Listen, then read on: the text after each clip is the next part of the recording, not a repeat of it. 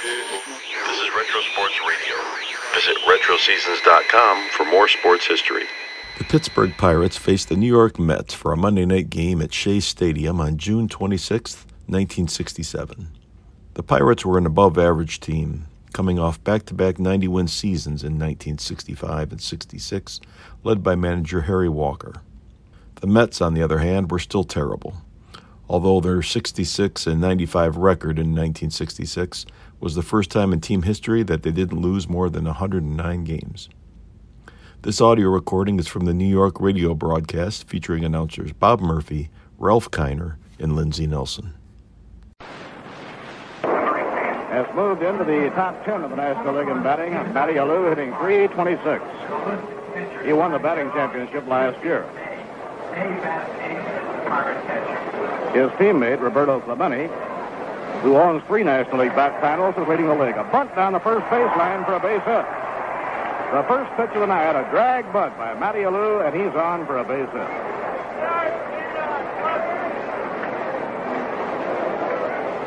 Well, Bob Shaw was completely unprepared for that.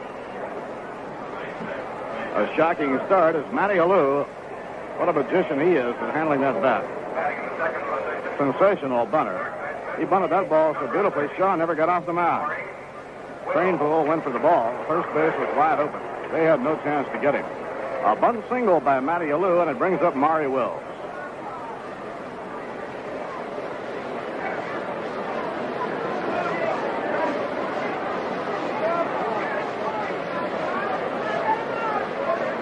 Wills hitting .295. Now Shaw checks the runner at first. Here's the pitch on the way. And it's a called strike on the inside corner. Wills has been handicapped of late. He has missed a number of ball games due to an injured knee. Maury, switch hitter. Leon Jones, the Mets center fielder, playing Wills to hit the ball to the opposite field. He plays him in rather shallow left center field. Now the pitch by Shaw. Bounce toward the middle, hustling forward is Buchek. He can't make a play. He backhands it with his glove and knocks it down, and everybody is safe. That's an infield hit for Maury Wills. Buchek had a very difficult chance. He had to reach across the body and try and make a backhand pickup on that short hop near second base. Had he been able to come up with the ball, he would have had a play made easily at second base. But it was a very tough hop, and it is a base hit for Wills. So now on a bunt single and an infield hit, the Pirates have 2 on, nobody out, and Roberto Clemente coming up. Clemente leading the National League in batting. Roberto is hitting .350. 12 home runs and 49 runs batted in. And the curve outside, ball 1. Almost before the crowd can get settled into their seats, the Pirates have a threat. Manny Jimenez, the left fielder, batting cleanup, waiting on deck. Now the pitch to Clemente. Bounce toward the middle. Moving forward is Harrelson. He steps on second. He throws to first. In time. Double play.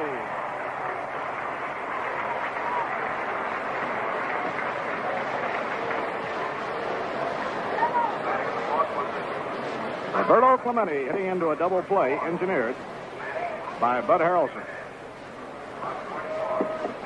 Now the hitter is Jimenez, the left fielder.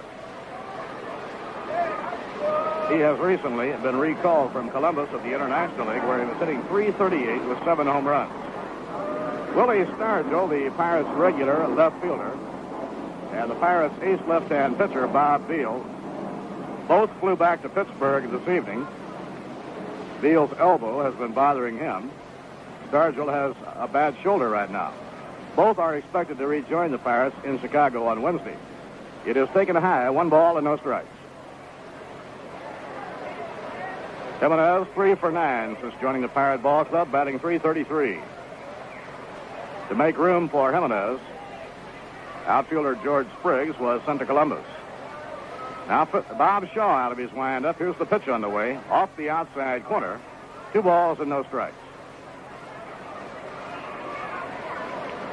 Matty Alou is on third, 2 men down. We're in the top half of the opening inning. Johnny Pesky on the coaching lines at first. Al Gramus coaching at third. Now the pitch. Fastball is strike in the inside corner. It's 2-1. Boy, what a beautiful night for a ball game. An afternoon game tomorrow at 2 o'clock. And a lot going on before the game tomorrow. Pitching 2-1. He is hit by the pitch. That one got away from Shaw and got Jimenez on the right leg.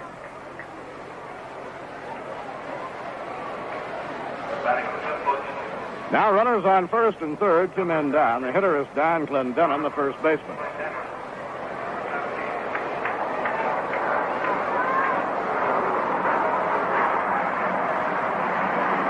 Don Clendenin batting .246.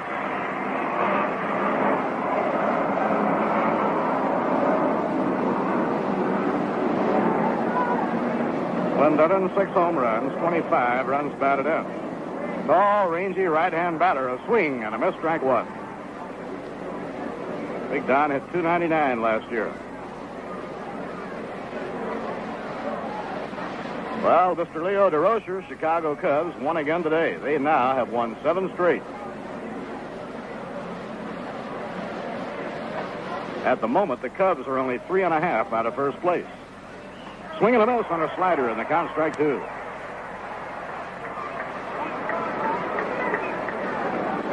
Runners at first and third, 2 men out. Dennis Bennett, newest member of the Mets pitching staff, is on hand and will work tomorrow. Just a little bit high. Shaw thought he had him struck out. 1 ball, 2 strikes. Mel Steiner is umpiring behind home plate. Al Barlick at first, Augie Donatelli at second, and Stan Landis at third. The Mets have Jack LeMabe warming up in the bullpen. Now the pitch on the way. Breaking ball just off the outside corner. Those last 2 pitches just missing. Jerry Grody turns around to talk to Steiner about that one.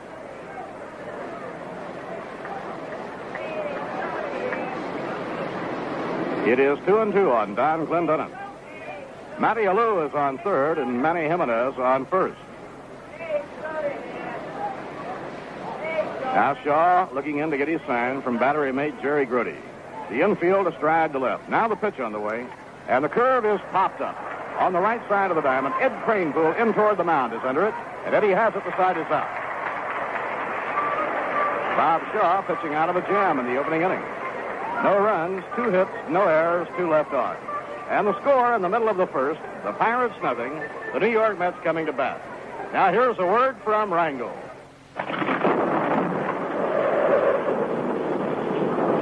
March 1967. New York City under the pounding of a North Atlantic storm.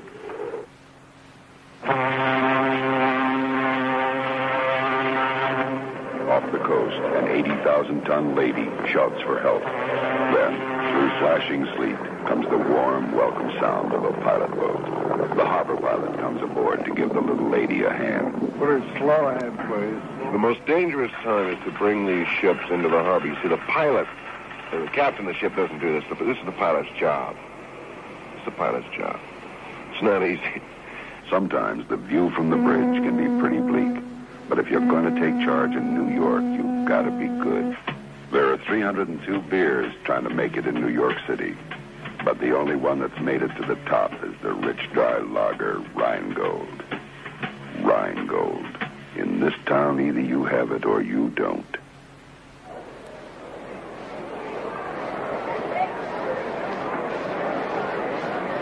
Pitching for the Pirates tonight, right-hander Steve Blass.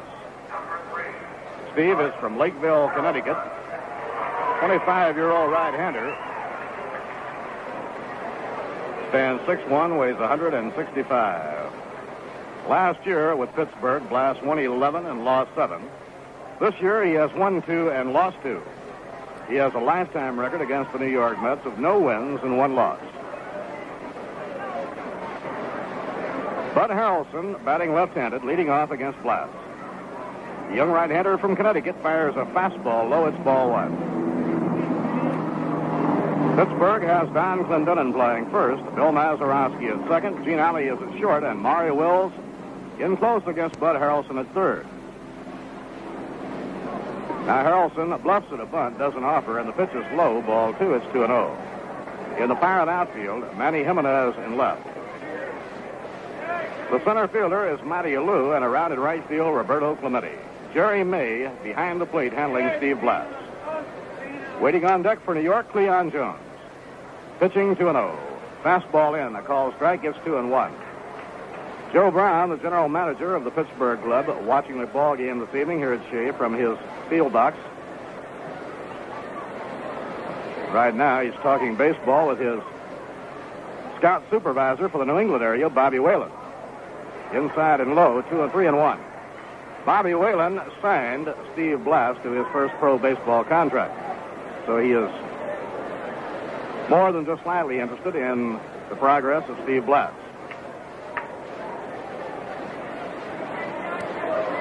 3-1 delivery. It is over for a strike, 3-2.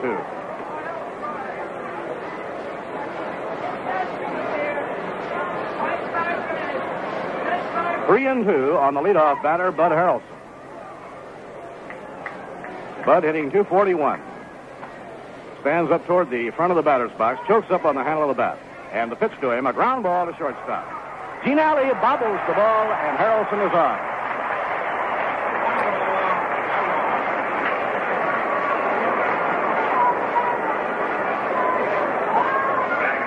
Bud Harrelson reaches on the air, charged to the shortstop, Gene Alley, and it brings up Cleon Jones.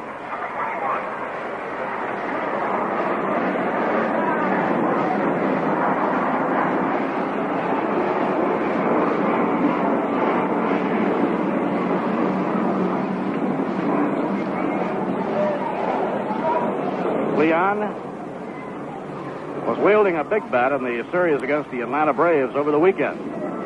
Over the last 5 ball games, Cleon has done well. He's at .381. Breaking ball outside and low, it's ball 1.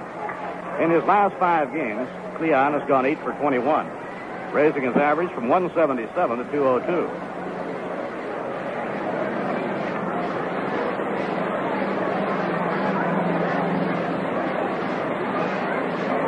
Tomorrow, a battle of left-handers. Woody Fryman pitching against Dennis Bennett. Here's the pitch on the way. The runner goes. A swing and a miss. The peg to second. The slide. Out.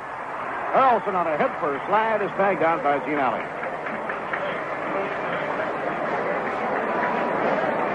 Strong throw by catcher Jerry May. It covered the ground in a hurry.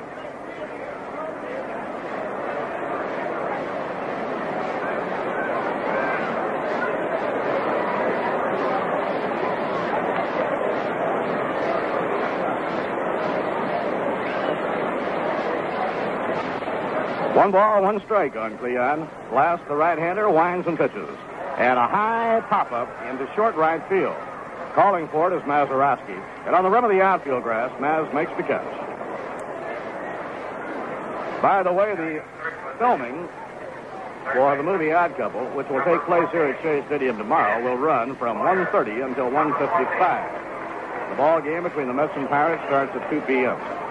The Mets will be on the field for the triple play hit into by Roberto Clemente, with Mario Wills, Vern Law, and Matty Alou on the bases.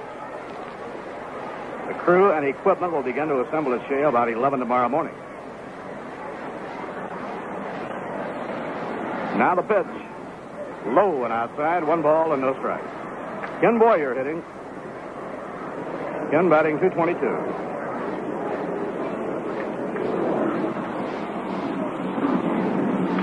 Slow grounder, foul down the first base line. Philadelphia Phillies applied the brakes to the Cardinals yesterday, sweeping 2 from St. Louis. Reds lost a single game to Pittsburgh 5-4. So the Reds in second place are now 2.5 games back. The Cubs won their afternoon game. At the moment, they're just 3.5 games out of first. Then the Pirates 6 games back. Foul ball hit slowly over toward the dugout, no play.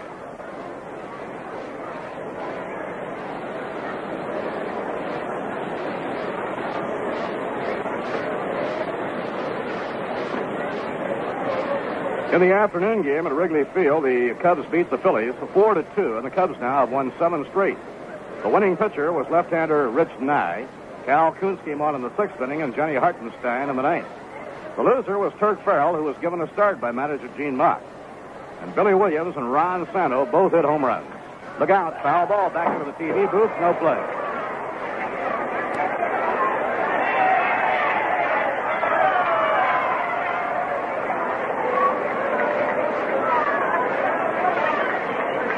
That one came pretty close to Lindsay's ear. The 1-2 delivery, and the fastball is over. Strike 3 call. The Mets are out in their half of the first inning. No runs, no hits, 1 error, and none left on. And at the end of 1 inning, the score, the Pirates nothing, and the New York Mets nothing. Ralph? Well, don't forget that special night, July 20th. That's Thursday night, the Mets playing against the Houston Astros, and it will be helmet night here at Shea Stadium. Every boy and girl 16 years of age or under will receive a replica of the Mets batting helmet as he or she enters the ballpark. Once again, that date, Thursday night, July the 20th, helmet night. I'd like to remind you that bus service from Brooklyn and Staten Island is available for fans living in Brooklyn and Staten Island. Express bus service to Shea Stadium. Buses leaving from Flatbush Avenue and Nostrand Avenue in Brooklyn, and from Bay Street and Borough Place in Staten Island. 2 hours before game time, and buses departing back from Gate E here at Shea Stadium up to 30 minutes after the ball game. Express bus service from Brooklyn and Staten Island and back from Shea Stadium. Now we're going to the top of the second. Once again, Bob Murphy. All right, Ralph. Bill Mazeroski will be up against Bob Shaw. The Dodgers are playing at Cincinnati tonight. Claude Osteen, 9-7, pitching against Mel Queen. Mel has won 8 and lost 2. The Giants open a big series tonight at St. Louis. Here's the pitch on the way. Curveball, it's over. Strike 1 call. In the American League, the Yankees play tonight at Kansas City. It'll be Fred Talbot against Paul Lindblad.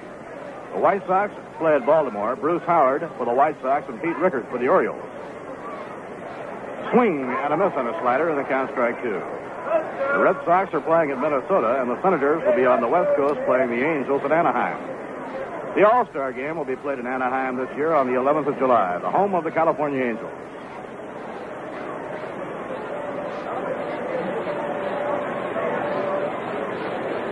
Two-strike delivery. Off the outside corner, ball 1.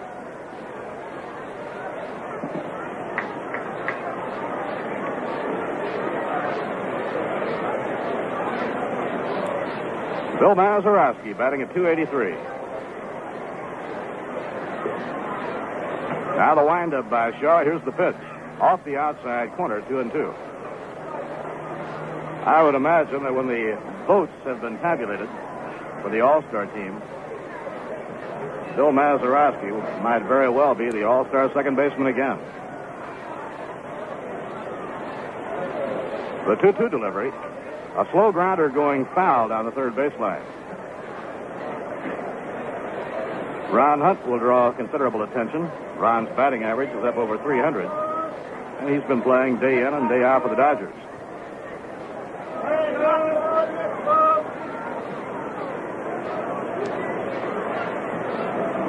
Now the windup by Shaw, the 2-2 pitch. Swung on and missed. He struck him out. And Shaw fans Mazeroski.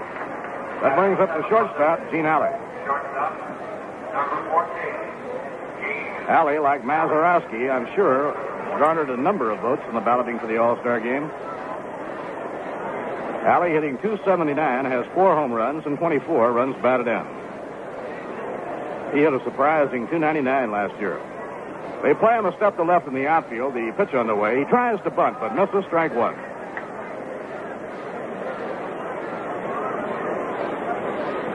In the season series, the New York Mets lead the Pittsburgh Pirates 4 games to 2. One of the most exciting nights of the year, the Mets swept Pittsburgh, a doubleheader at Forbes Field. Swing and a miss, and the count is strike 2.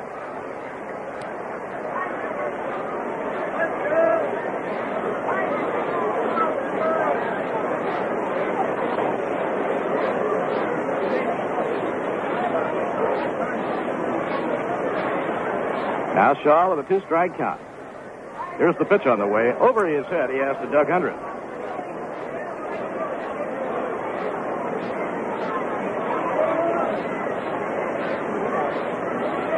On the 6th of June, the Mets swept a twilight night doubleheader at Forbes Field, winning the first game 1-0. Tom Seaver, Ron Taylor, and Don Shaw combined for the shutout.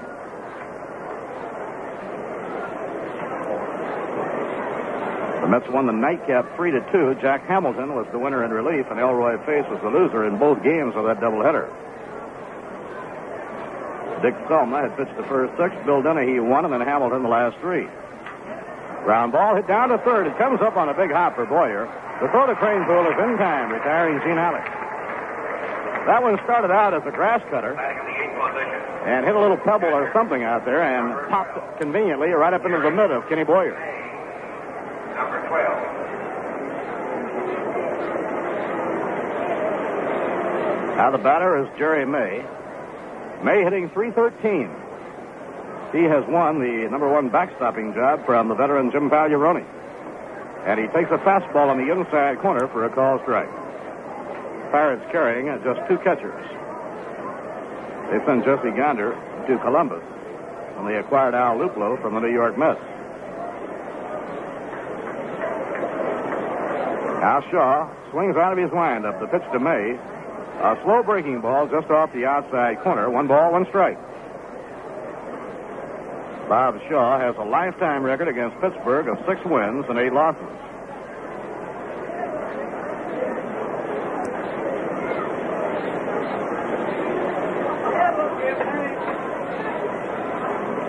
Now the windup by Shaw and the pitch.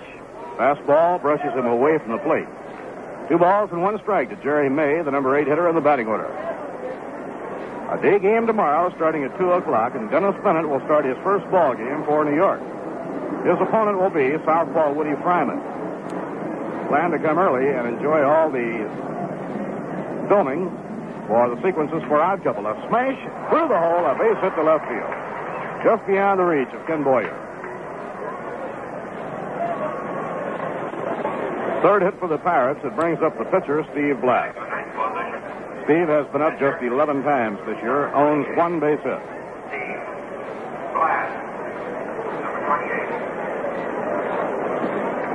The Mets are home now until the All-Star break. The last day of the 3-day break for the All-Star. The Mets have their benefit game of the Yankees, the Mayor Sandlot benefit game at Yankee Stadium this year. And the pitch is over on the outside corner, strike 1. Pittsburgh tonight and tomorrow. The Phillies are here Wednesday night and Thursday night. And the Cardinals for the weekend. Friday night, Saturday afternoon, and a doubleheader Sunday. Swing and a miss on a breaking ball, strike 2.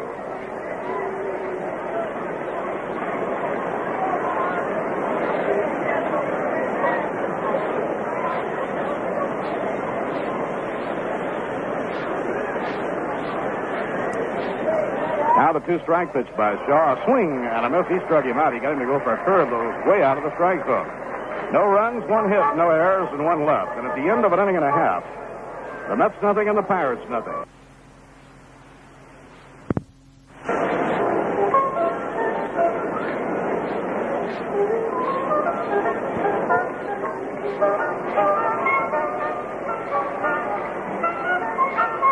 Now the last of the second inning, and Tommy Davis will be leading off for the New York Mets. Tommy hitting .309 with 10 home runs and 35 runs batted in.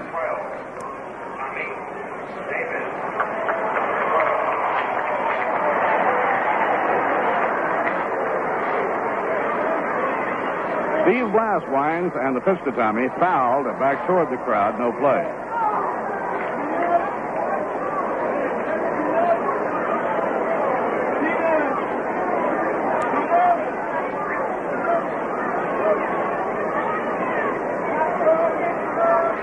Now Blass sighting in on his target, delivers. Foul ball hit back up into the crowd. And the count is strike 2.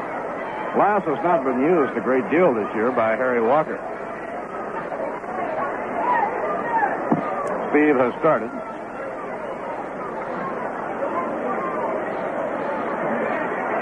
Only 2 other games this year. Otherwise, has been used in relief.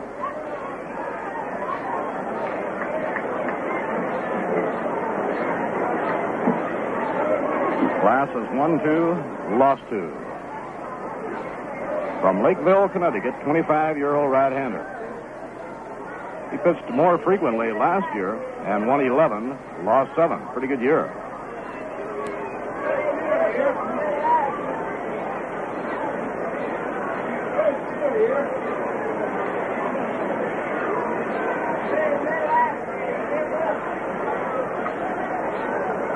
Now the pitch to Tommy Davis is inside and high. 1 ball and 2 strikes.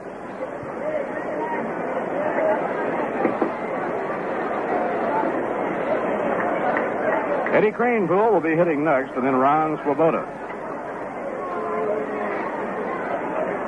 The 1-2 delivery. Fly ball, well hit to right field. Clemente walking back to the edge of the warning track is there. And he makes the catch, retiring Tommy Davis. One away. Number 7. Eddie Cranepool brought his average back over 300.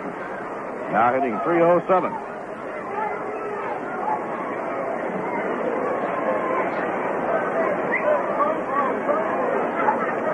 Eddie had 1 for 3 in the loss yesterday afternoon to the Atlanta Braves. A smash hit hard into left center field for a base hit. Matty Alou, the center fielder, picks it up, plays it back in, and Cranepool reaches with a base hit. He drilled that one just beyond the reach of shortstop Gene Alley.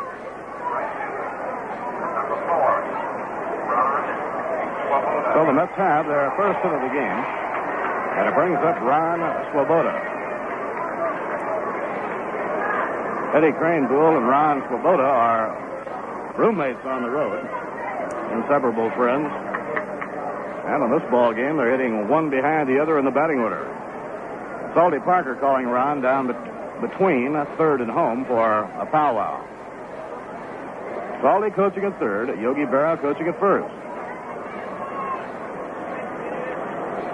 We have a real good Monday night crowd here at Shea, and a beautiful, absolutely perfect night for a ball game. Don Clendenin holding against the base runner at Cranepool. Now Blass off the stretch delivers. A fastball on the outside corner, strike 1.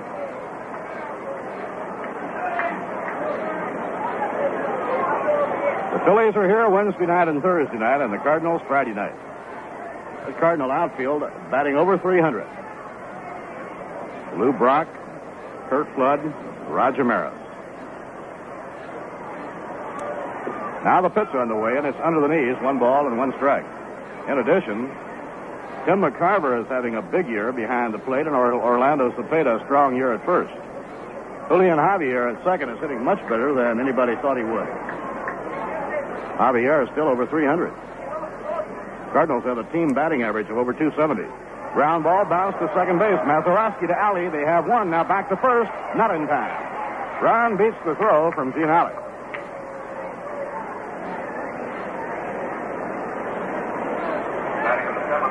Two outs and 1 on. It brings up Jerry Buchek.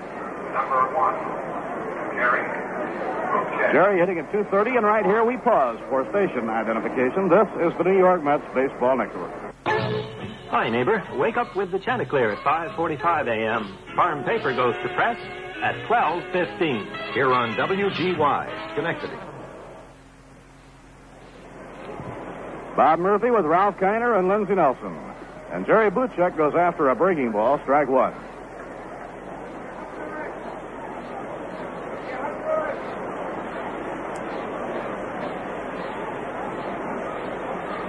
This afternoon at Wrigley Field, Chicago defeated Philadelphia 4-2. Billy Williams and Ron Santo both hit home runs, number 13 for each man. Those Cubs are putting it all together right now. Much better pitching than anyone dreamt they had. A lot of hitting and good defensive play. Here's the pitch to Buchek. Inside off the fist, 1 ball, 1 strike. The amazing thing so far has been the Chicago pitching. They're getting outstanding pitching from rookies. New names like Johnny Hartenstein, Rich Nye, Joe Niekro. Swing and a miss. 1 ball and 2 strikes. Everybody thought the bottom would drop out on Chicago when Kenny Holtzman went into the Army after winning 5 games without a loss.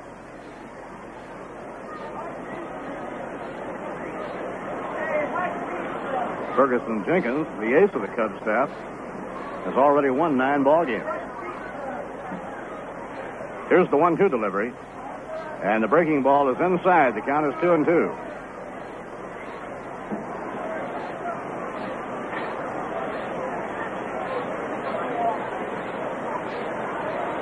Don Clendenin holding against the base runner, Ron Swoboda. 2 men away. And it's 2-2 now on Jerry Buchek. No score. We're in the last half of the second. Right-hander Steve Blass delivers a swing and a miss. He struck him out. In the second, no runs, 1 hit, no errors, and 1 left. And at the end of 2 innings, the score, the New York Mets nothing and the Pittsburgh Pirates nothing. Mets fans, imagine if you can the glorious Mets in person at Shea Stadium. Try to visualize the excitement of big league baseball, the triumphant Mets face-to-face with the St. Louis Cardinals. All yours absolutely free. You can see Tommy Davis and Yogi Berra, Wes Westrum, and the whole team. Win a pair of tickets to the Mets game coming up Saturday, July 1st. Just send a card to Glorious Mets, WGY Schenectady. You may win 2 free tickets to the Cardinals-Mets game on Saturday, July 1st, or the Atlanta-Mets game on Sunday, July 9th. What else? Well, make it easy on yourself when you tune in all the evening and weekend Mets games here on WGY. Get a handy-dandy WGY program that gives you all the times and dates and places of the Mets baseball on WGY. For a WGY Mets schedule, you write Mets Schedule, WGY Schenectady. That address again is WGY Mets Schedule, WGY Schenectady. You'll be awfully glad you did.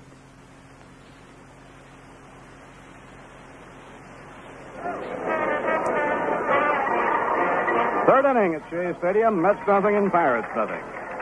And as the Mets come back to Shea, it's nice to hear in the background while the teams are changing sides the wonderful Dixieland music by the group From Your Father's Mustache. Here's a fellow that doesn't wear a mustache, all ready to go, Mr. Ralph Kiner. Thank you, Bob Murphy, and hi, everyone.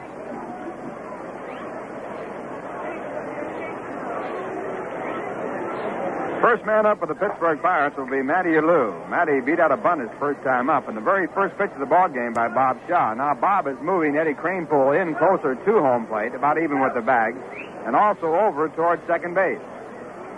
Matty Alou, a left-hand batter. He has good speed, and the first pitch is inside. It's ball 1. Matty is batting .330.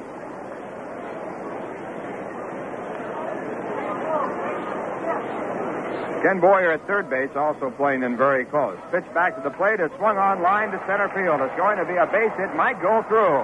Cut off by Cleon Jones. Alou with a big turn at first base and now stopping and going on back as Cleon fires it back into second base.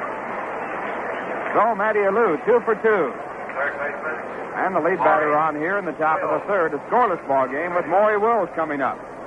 Maury bounced a base hit off the glove of Jerry Buchek his first time up. Wills batting .298 and batting from the left-hand side.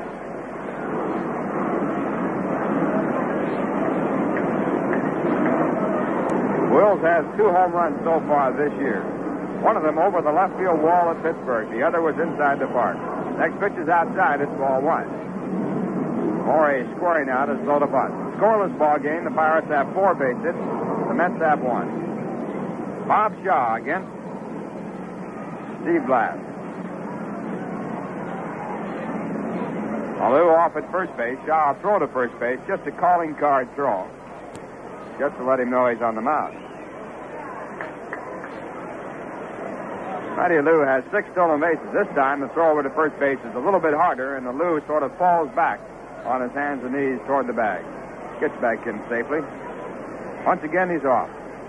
Club leader for the Pirates, Maury Wills. He has a total of 14 stolen bases. The runner going. The pitch is grounded out towards second base. Buchek covering towards second, stops, goes over to his left side, comes up with the ball, and throws to first base in time for the out. And the hit-and-run play moving Matty Alou on down to second. 1 away now in the top of the third, and the batter coming up is Roberto Clemente. Roberto Clemente. Clemente hit into a double play his first time up. Say, look for the Rheingold Chug-a-Mug special display at your local stores in New York and New Jersey. The Chug-a-Mug looks and sounds just like what it is. A good thirst-quenching drink of beer. 12 ounces of Rheingold Extra Dry, and you can drink it right from the mug. First pitch to Clemente is a slider over the outside corner. It's called a strike.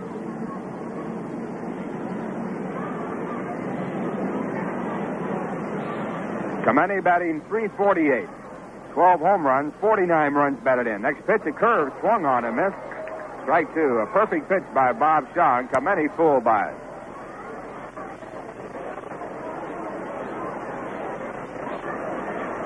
Roberto Clemente leads Orlando Cepeda in the batting race in the National League.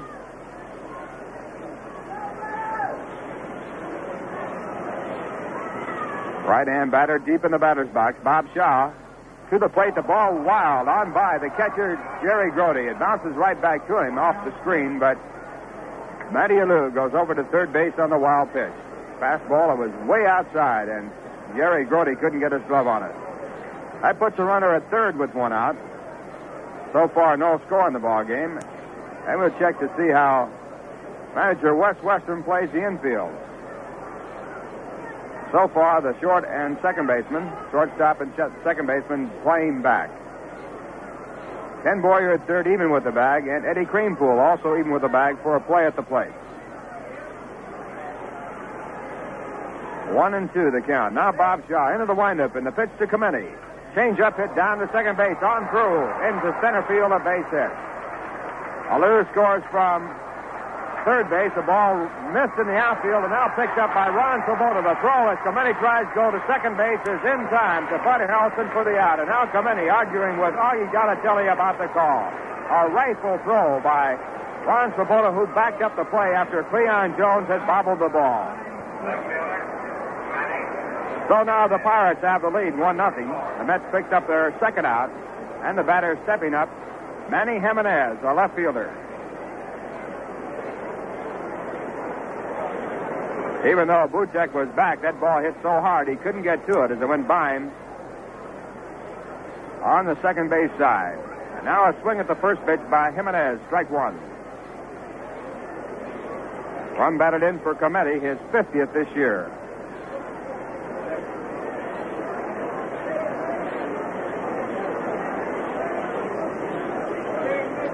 Bob Shaw starting to take his windup, stopped by the home plate umpire as time was called. Now time back in. And the pitch. Change up, popped out toward left field. Tommy Davis moving to his right, has plenty of time to get to it. He does. And he makes the catch that retires the side. But in the inning, 1 run on 2 hits. No errors and no one left on base. And the score at the end of 2.5 innings, the Pirates 1, the Mets nothing. Bottom half of the third, the Mets behind 1-0 as they come to bat, and the leadoff batter will be Jerry Grody. In the National League, the Cubs beat Philadelphia for their 7th win in a row, 4-2. The winning pitcher was Rich Nye. The losing pitcher was Farrell for the Phillies as the starting pitcher. Williams got his 13th home run in the first. Sano got his 13th home run in the first. First pitch to Jerry Grody, a fastball by Steve Blass. It's inside, ball one. Jerry batting .189. He'll be followed by the pitcher, Bob Shaw, and then Bud Harrelson. And the 1-0 pitch, a slider that swung on and missed. It's 1-1. At the end of 1, the Dodgers nothing, Cincinnati nothing. Bud Osteen pitching for the Dodgers against Mel Queen. Also scheduled, San Francisco against the St. Louis Cardinals. Cardinals lead the league by 2.5 games over the Cincinnati Reds. They lost a doubleheader yesterday to Philadelphia. Big curveball over the inside corner, called strike 2. 1-2. In the American League at the end of 2, no score. Talbot pitching for the Yankees against Lindblad for the Kansas City Athletics. The end of 2.5, White Sox nothing, Baltimore nothing. Howard against Rickard. Now the next pitch is called time. No play at all. Time had been called just before the delivery.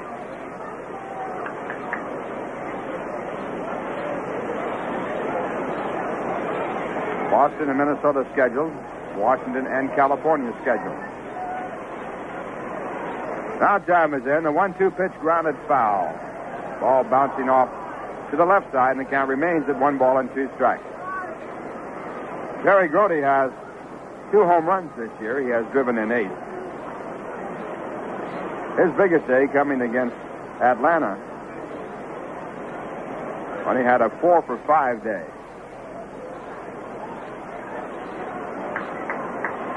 1-2, and Steve Blass now back again, and the fastball's hit to deep left field, going back to left fielder Manny Jimenez. He's waiting, and he has it.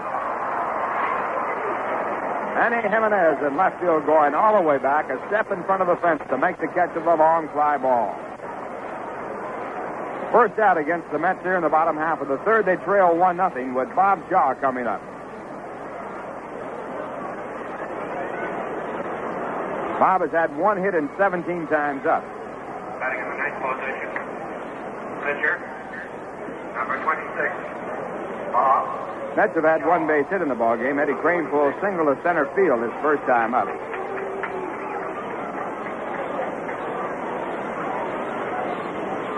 Pittsburgh Pirates have 5 base hits. They lead 1-0. First pitch to Shaw, grounded foul. Ball bouncing off to the right side and picked up by the catcher, Jerry May, in foul territory.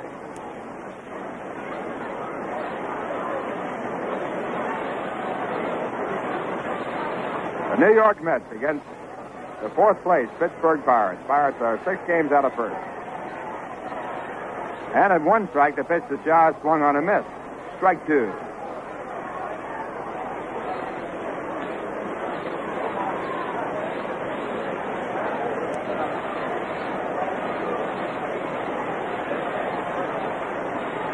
Blass now into the windup and back at 2 strikes and missing with a slider just outside. 1-2.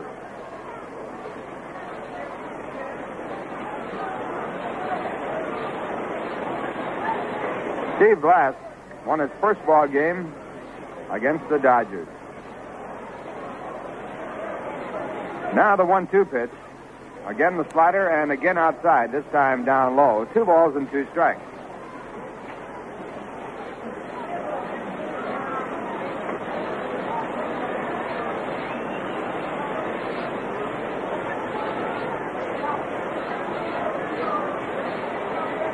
Blass beat the Dodgers 4-2 back in 1964 for his first major league win. Here's the 2-2 pitch. Swung on a miss, strike 3. And the right-hander picks up his 3rd strikeout. 2 men away now in the bottom half of the third, and the Mets have their leadoff batter, Bud Harrelson, coming up. Shortstop, Bud Harrelson, number 3. Bud was safe on an error by Gene Alley his first time up, batting at .240.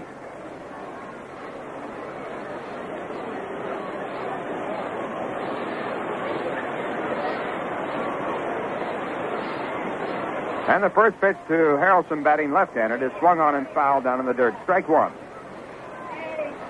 After Blass had won 5 and lost 8 his first year in the major leagues, he went back to the minors and pitched at Columbus. He won 13 and lost 11, and that got him back in the majors. And with the Pirates last year, he won 11 and lost 7. He had 1 complete game and 25 game starts. This year he has had 2 previous game starts with 1 complete game. A bouncing ball through in the right field by the second baseman, Bill Mazeroski. Bud Harrelson fakes it going to second. And Roberto Clemente, after picking up the ball, fakes throwing to first base as Harrelson hustles back to first. Mets with their second base hit. And the time right now at first base with Cleon Jones coming up.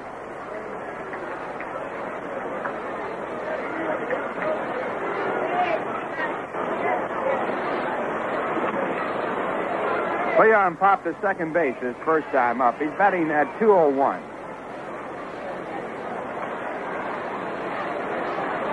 Cleon brought a 5-game hitting streak into this ball game. Harrelson with a good-sized lead at first, and the first pitch is taken with a half swing, and it's called strike 1. Home plate umpire Mel Steiner indicating that Cleon Jones didn't stop his swing in time.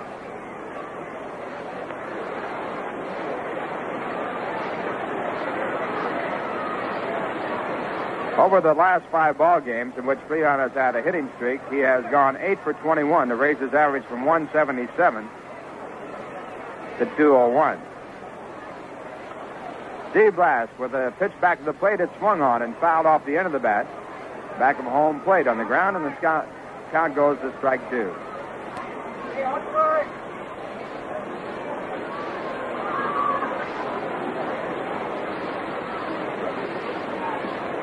Conference at the mound as Jerry May goes out to talk with the right-hander.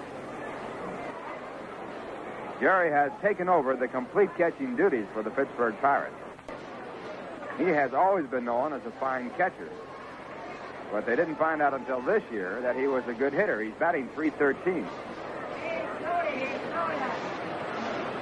Harrelson, again, with a fairly good lead at first base. He has stolen 2 bases, been thrown out once. The next pitch to the plate, a fastball inside.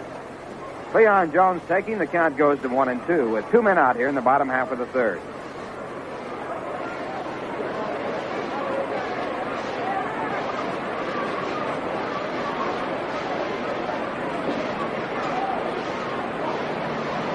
Harrelson with a bigger lead now at first base. Clendenin making a motion to watch him. He is not going, and the pitch is swung on and missed. The ball down in the dirt, dug out by the catcher, Jerry May. The tag made on Cleon Jones, and the strikeout retires the side. That is the 4th strikeout in the ball game for Steve Blass. That pitch was bounced in the dirt. No runs, 1 hit, no errors, and 1 man left at first. And the score through 3, Pittsburgh 1, the Mets nothing.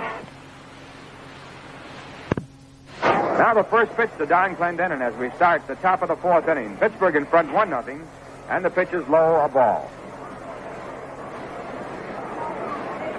Bob Shaw has given up 1 run, allowed 5 hits. He comes back with a breaking ball, and it's low, ball 2. Clendenin popped the first base his first time up with 2 runners on. Jimenez was on at first base, and Matty Alou was on at third. That out retired the side. Now Shaw back. And the next pitch is hit high in the air toward the shortstop position. Bud Harrelson moving back on the edge of the grass, now backpedaling a little bit further, and he makes the catch. 1 away in the top of the 4th, and the batter coming up is Bill Mazeroski. Clendenin before the out batting at .245. Mazeroski coming up batting .283. He struck out his first time up. Shaw has struck out 2 batters in the ball game. First pitch is fouled off the end of the bat, off to the right side over the dugout. Strike 1. Pirates got their run in the 3rd on a base hit by Matty Alou. A ground out on a hit and run play by Maury Wills. Now a curve back over, strike 2. Putting Alou at second base. And a single to center field by Roberto Clemente. Roberto now with 50 runs batted in.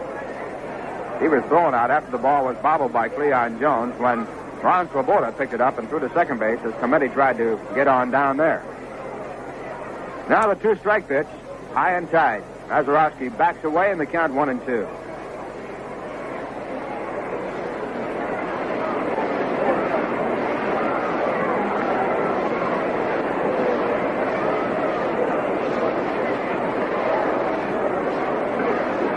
Shaw now with the signs and the 1-2 delivery.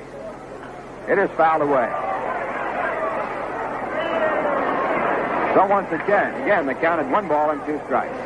On deck batter is Gene Alley.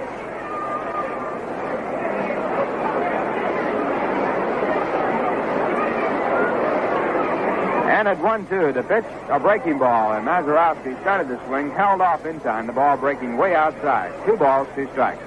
That ball game tomorrow will be an afternoon ball game with the Pittsburgh Pirates, game time at 2 o'clock. They're going to shoot the scene. The triple play at 1:30. Now at 2-2. A slider line to left center field. Could be extra bases. Going over is Cleon Jones. He cuts it off. Mazeroski makes the turn and holds at first base. And Cleon Jones fires the ball in on 1 hop to second base. A good play to save a double. 6-base hit for the Pittsburgh Pirates, and it brings up the shortstop, Gene Alley.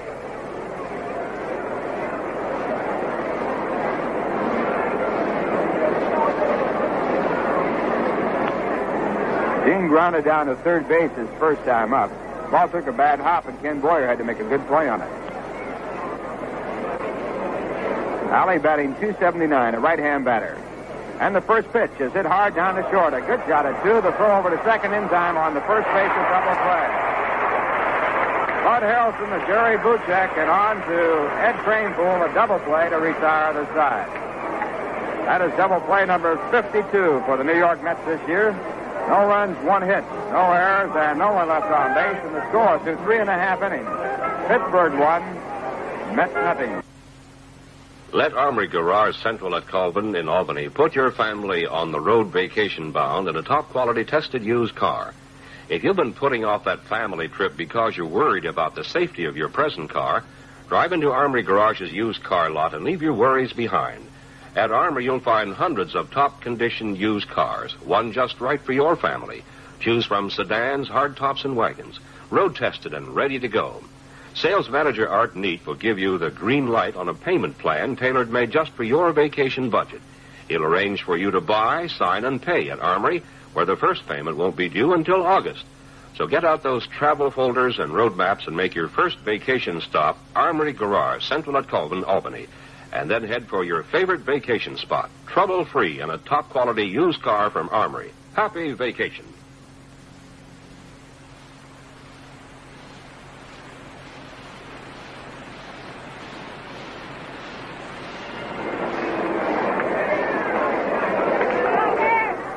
Going to the bottom half of the 4th inning, the Pittsburgh Pirates in front 1-0 with Ken Boyer, the leadoff for the Mets. Steve Blass with his first pitch to Ken, and a tie for ball. Boyer was called out on strikes his first time up. Steve got him with a curveball. Boyer batting .221. He'll be followed by Tommy Davis and Ed Kranepool. Now the next pitch grounded slowly down to Maury Wills at third. He has it on the second hop, throws over to first base in plenty of time for the out. One man down and Tommy Davis coming up. Tommy flied out to right field his first time up. Tommy's average at .308 with 10 home runs and 35 runs batted in.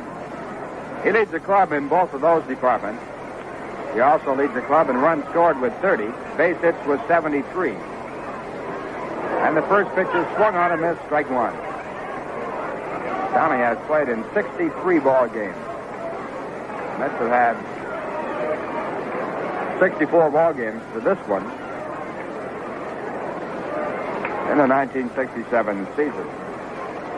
And in 27 dates here at Shea Stadium, they have drawn 557,000. Ground ball and a curveball foul, and the count goes up to strike two. 557,552, and a good crowd here tonight. They estimated it at about 27,000. Should be a big weekend for baseball, also all through the week.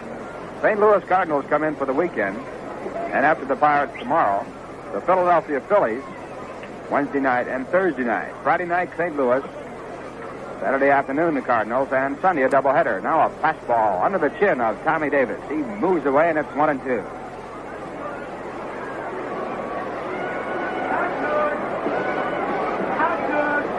Steve Blass wants a new ball and gets it from the umpire, Mel Steiner. Al Barlick, the umpire at first base. Augie Donatelli, the umpire at second base. Stan Landis at third.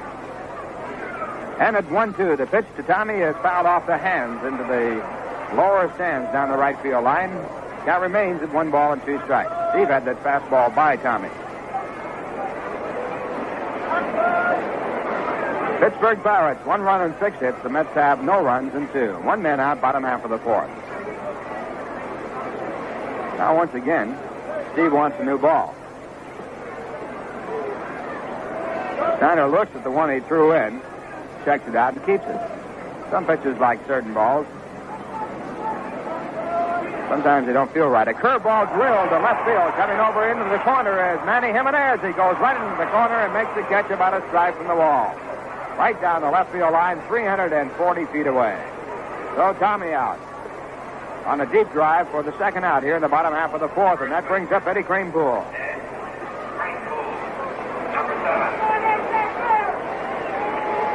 Eddie got the first base hit of the ball game for the Mets in the second, his first time up. He's batting .311. Right at the moment, Eddie leads the club. He has hit 3 home runs and driven in 16 runs. Kranepool right on top of the plate. And the right-hander with the first pitch. It's lined to center field, a base hit. So Kranepool, 2 for 2. He rounds at first and holds there. That'll bring up Ron Ron Swoboda. Right fielder, Ron Swoboda, number 4. Ron grounded out to second base into a force play his first time up. He's batting .254 with 4 home runs and 12 runs batted in. Ron taking a couple of practice swings outside of the batter's box. Time run is at first base. Kranepool there with his second hit of the ball game. He's now batting .315. And now Steve Blass with the first pitch to Swoboda. It's high and inside, a fastball. Swoboda moves away, and it's 1 ball. 1-0. Outfield very deep all the way around. The left fielder, Manny Jimenez, about 2 steps in front of the warning path in left field.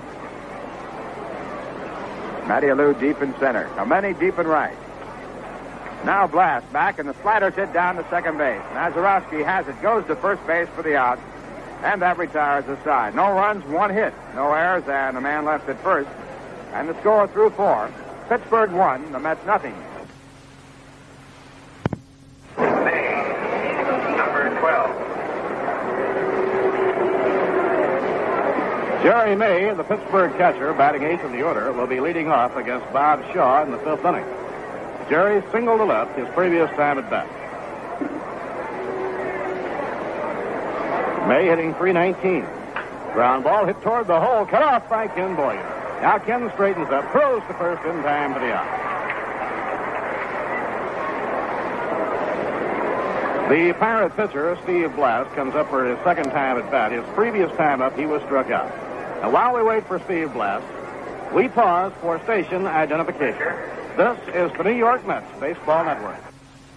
This is Bill Edwardson. Make a late afternoon music date to join me weekday afternoons, 3 to 6 p.m. on the Big Bright Sound.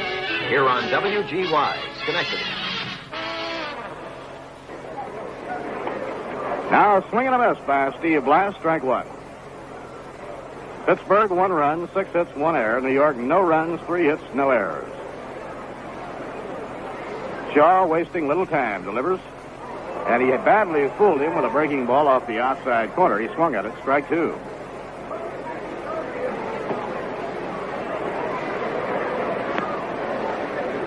Mets with the infield and the outfield straight away against Blass. And the curve is foul, back into the crowd, no play. The game tomorrow starts at 2 o'clock. The scenes for the movie will be shot from 1:30 to 2. Swing and a miss, he struck him out. Blass fanned by Bob Shaw.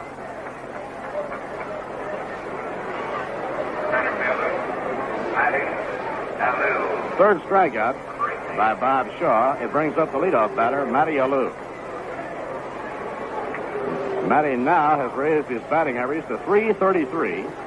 He bunted for a single in the opening inning, and he singled to right in the 3rd inning. After he singled in the 3rd, Matty Alou moved to second on a ground out by Maury Wills, took 3rd on a wild pitch, and scored on a hit by Clemente. It's a strike on the inside corner. Clemente driving home, the only run of the game at this point.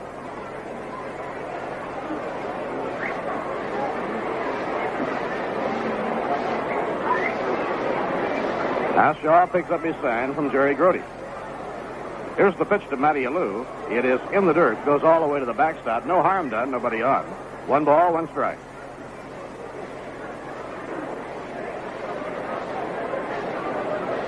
The afternoon game tomorrow, the only day game until Saturday.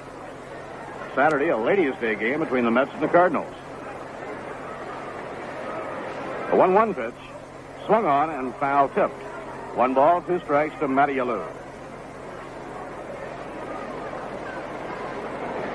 Roberto Clemente leads the National League in batting. Matty Alou is really making a run at it now. The Cardinals, Orlando Cepeda is second. Cepeda hitting .345. Tim McCarver of the Cardinals is third. Rusty Staub of Houston fourth. Richie Allen of the Phillies is fifth. And Matty Alou is sixth. Hit foul over toward the home dugout. No play. 1 ball and 2 strikes.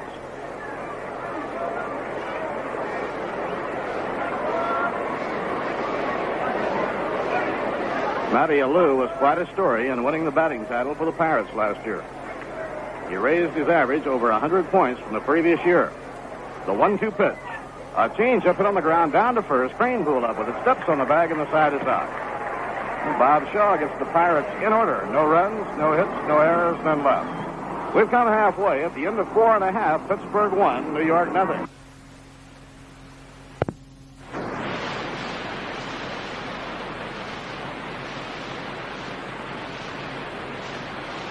Jerry, Buchek. Last of the fifth inning, New York behind 1-0. Jerry Buchek leading off against Steve Blass.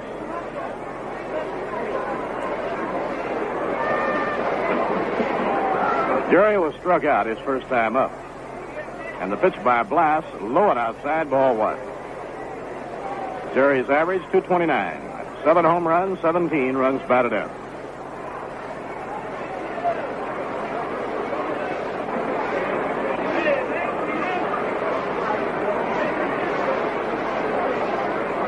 Now the pitch on the way. Hit off the end of the bat, a foul ball. 1 ball and 1 strike.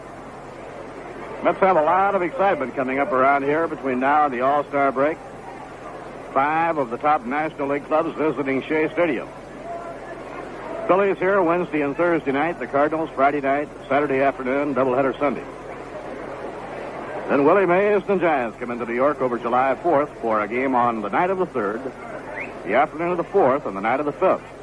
Ground ball hit down the third baseline, foul. 1 ball, 2 strikes. After the Giants series, the Atlanta Braves for a weekend set. Then the traditional break for the All-Star game. The All-Star game will be played in California at Anaheim, the home of the California Angels. Pitching 1-2. It is inside 2-2 to Jerry Buchek.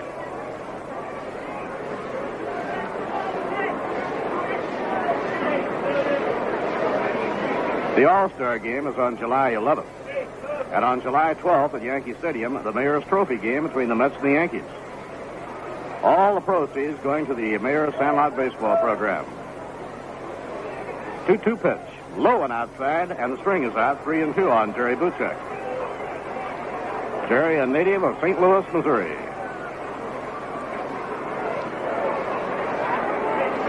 The old-timers' night is rapidly approaching. A week from Saturday night, July the 8th, with the Mets playing the Atlanta Braves.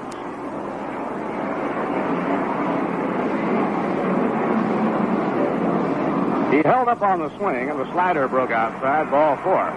Blass and May both objecting to the call by umpire Mel Steiner.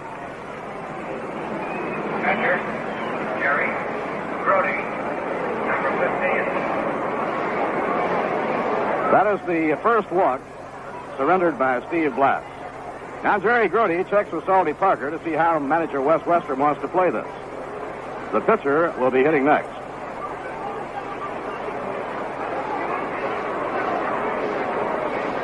Jerry got Goodwood on the ball his first time up tonight. A fly ball to deep left that Jimenez caught against the fence. He's around a bunt, doesn't offer. It's high, ball 1.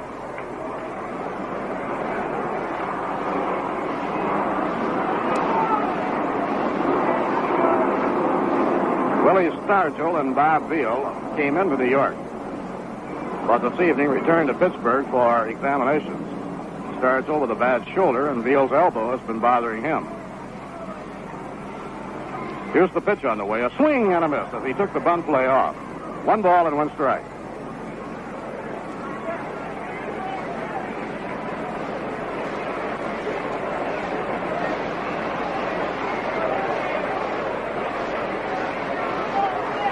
Don Clendenin ready to race up the line from first base in the event of a bunt.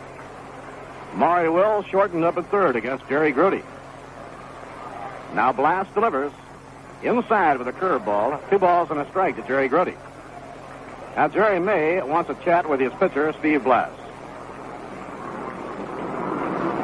Blass has had very good stuff.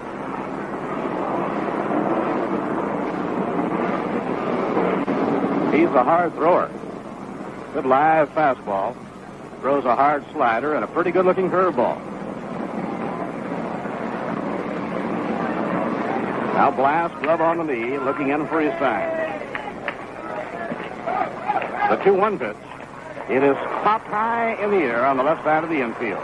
On the skin part of the diamond, Gene Alley, between second and third, takes it for the out. 1 out and 1 on, and Bob Shaw now will try and work in his own behalf. Pitcher. Bob. Bob was struck out his first time up. Number 26. Shaw has been up 18 times this year. He has 1 hit.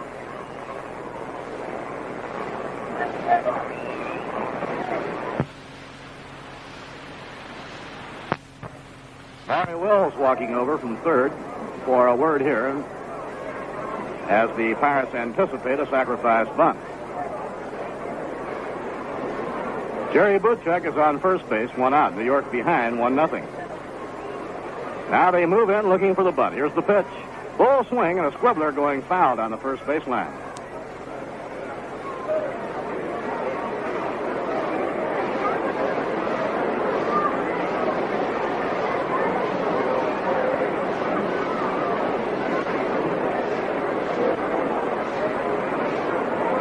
Well, the playing field is in beautiful shape here at Shea Stadium. Beautiful green. Now a quick throw to first, not in time. Johnny McCarthy and his ground crew do an excellent job. Playing field here at Shea is probably the best looking field in the big leagues. Bunted foul off to the right, no play.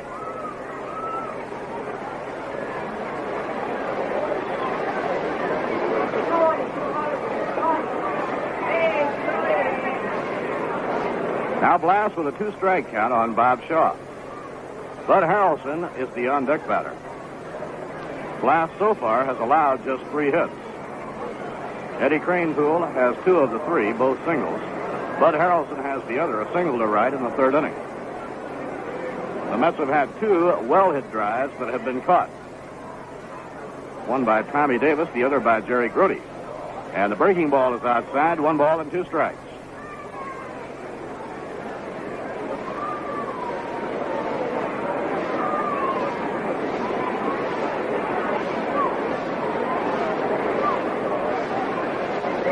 One and 2 as Shaw waits on Steve Blass.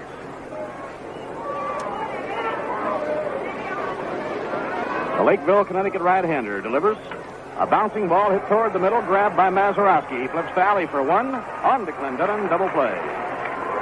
4-6-3 double play, and the side is out in the last of the 5th inning. No runs, no hits, no errors, none left on. So at the end of 5, Pittsburgh 1 run, 6 hits and 1 error. New York no runs, 3 hits and no errors. Ground crew coming out now to manicure the diamond for the last 4 innings of action. The Old Timers game will take place 1 week from this Saturday night here at Shea Stadium. The 1960 Yankees squaring off against the original 1962 New York Mets. A nostalgic night and a fun night here in the big, beautiful stadium in Flushing. That much talked about. Original Mets cast will be back on hand. Ken McKenzie, Coach Sally Hemus. Hobie Landreth, who was the first player drafted by the Mets in the expansion draft. I remember Hobie won a big ball game very early in the season for the New York Mets with a home run that year off Warren Spahn. Frank Thomas was the starting left fielder, and Big Frank hit 34 home runs, but still stands as a Mets club high. Jay Hook won the first ball game the Mets ever won, and it was against the Pirates out in Pittsburgh. Bob Miller and Craig Anderson will be on hand, and Slim Roger Craig, who had so many heartbreaking losses. Richie Ashburn hit over 300 that first year. Gus Bell was in right field. And there was the gentleman from Cherryfield, Maine that everybody thought so much of, Carl Willey. Hot Rod Keneal and Roadblock Jones, Charlie Neal.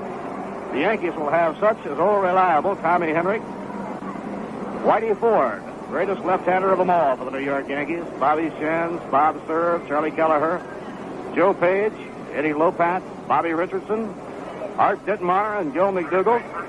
Dale Long, who homered in 8 consecutive games for a record that still stands. Bill Stafford and Bob Turley, Joe DeMaestri and Duke Moss. And, of course, the old professor, Casey Stengel, will be here. Maury Wills up against Bob Shaw as we go to the 6th inning, and the pitch is over, strike 1.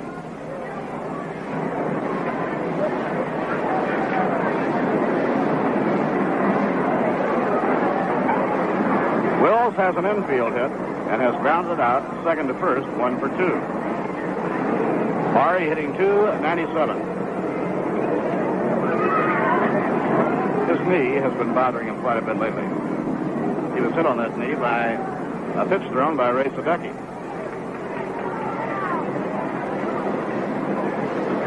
Shaw out of his windup, the pitch to Wills.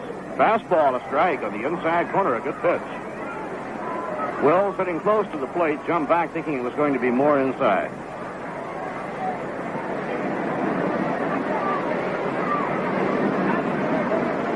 Roberto Clemente coming out on deck.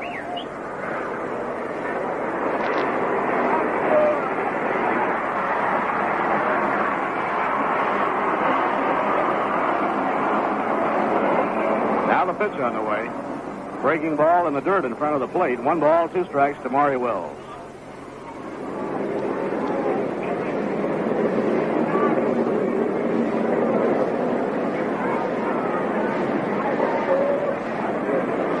Now Shaw checking with Jerry Grudy. The Dodgers got 2 runs off Mel Queen in the third. Dodgers 2, Cincinnati nothing at the end of 3.5. Osteen against Queen. And it's hit in the air to shallow left center field. Drifting over is Cleon Jones, and Cleon puts it away for the out. Now Roberto Clemente. Roberto hit into a double play started by Bud Harrelson in the first inning. But in the third inning, he singled to right center, driving home Matty Alou with the only run of the ballgame. Giants and Cardinals had their big series underway at St. Louis. Gaylord Perry is the Giant pitcher. He's had about as much tough luck as anybody in baseball this year. Now Harry Walker has come out to argue a point with umpire Mel Steiner. I don't know what the point is.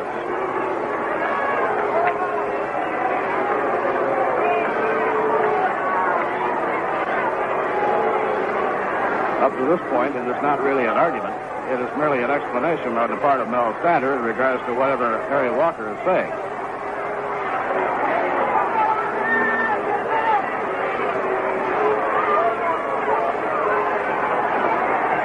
Now Harry Walker is getting a little bit hot about it. Steiner trying to walk away from him. And Harry Walker stays right with him.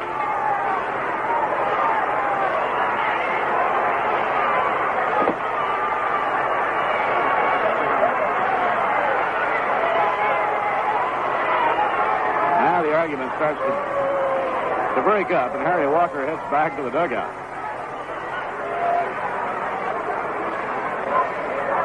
I don't know whether Harry was contending catcher's interference on Jerry Grudy or what he was arguing about. Fastball for a strike to Clemente. He was not arguing, obviously, about the call on a pitch because that would mean banishment from the ballgame. The Giants scoreless in the first inning at St. Louis. Now a breaking ball over, strike 2. Jim Kosman is pitching tonight for the Cardinals. He was with the Cardinals during spring training. Was sent back to the minor leagues on the cut-down date and brought back up with Ray Washburn suffering a fractured thumb. Washburn is now on the disabled list. 2-strike delivery off the outside corner. 1 ball and 2 strikes.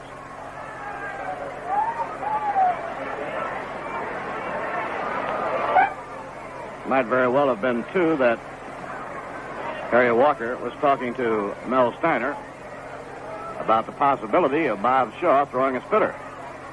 The 1-2 pitch. Fastball off the outside corner. It's 2-2. This afternoon, the Cubs made it 7 straight. They beat Philadelphia 4-2. Rich Nye, the rookie left-hander, won his 6th game against 3 losses. And Dick Farrell was the loser. Williams and DeSanto each clubbed a home run for each with number 13. Now Shaw pitches 2-2. A ground ball hit through the middle. A base hit by Clemente.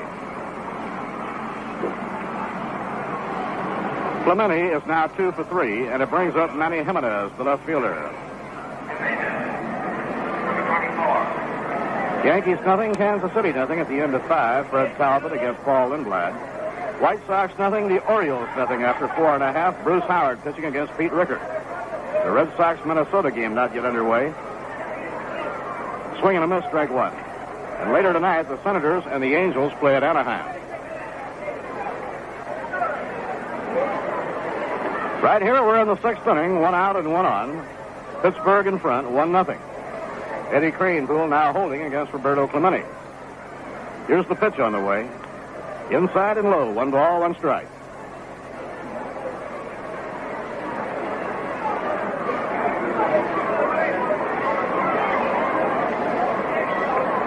Manny Jimenez was hitting .338 at Columbus in the International League when the Pirates decided to bring him up and send George Spriggs down. Now Clemente leading off first. Here's the pitch on the way. Bounced foul into the dirt near home plate. 1 ball, 2 strikes.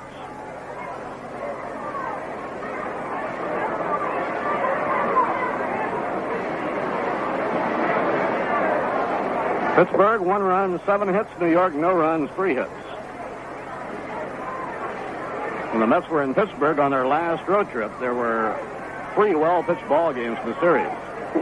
The Mets won a twilight night doubleheader, winning the first game 1-0, and the second game 3-2. The 1-2 delivery, a swing and a miss. He struck him out.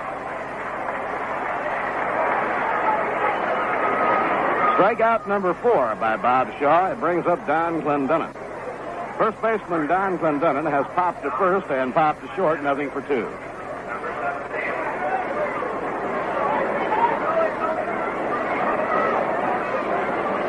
Dennis Bennett pitches tomorrow against Woody Fryman in the battle of left-handers. Now the pitch on the way. A ground ball hit the shortstop. Snagged by Harrelson. He flips to Buchek. Force play on Clemente, and the side is out. No runs, 1 hit, no errors, 1 left. After 5.5 innings, the Pittsburgh Pirates won, and the New York Mets nothing. Whether you're buying your first or 10th car, it's time you become a smart car buyer. And join the ranks of the thousands satisfied customers who shop Armory Garage, Central at Colvin, Albany. Here are the 3 basic rules for the smart car buyer. Select a model you want, and then 1, compare quality. Armory Garage boasts the largest selection of quality-tested late-model used cars in the area. 2, compare service. Armory's expert mechanics are qualified to service all the cars on the Armory lot. 3, compare price. Armory's tremendous volume assures you more for your car buying dollar. Be a wise car buyer. Drive into Armory Garage and talk over your used car needs with sales manager Art Neat.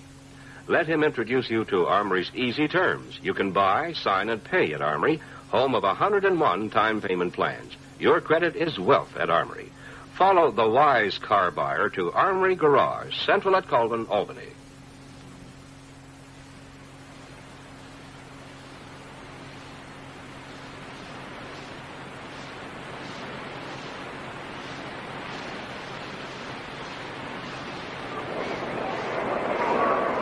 Bud Harrelson, first up in the last of the 6th inning.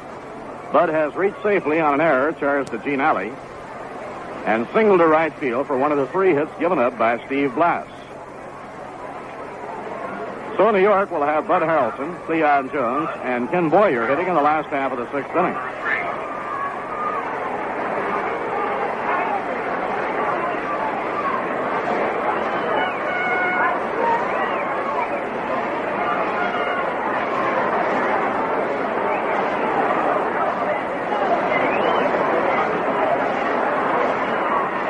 Now the pitch on the way. Foul ball back into the crowd. No play.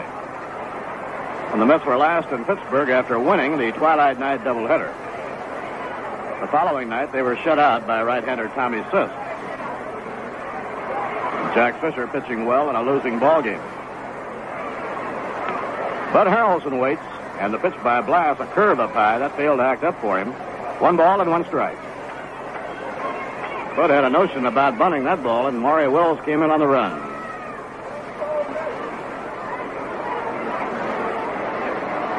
Blass has walked only 1. Struck out 4. The 1-1 pitch. Inside and low, it's 2-1 on Bud Harrelson. For the month of June, Bud's batting average is probably around 270.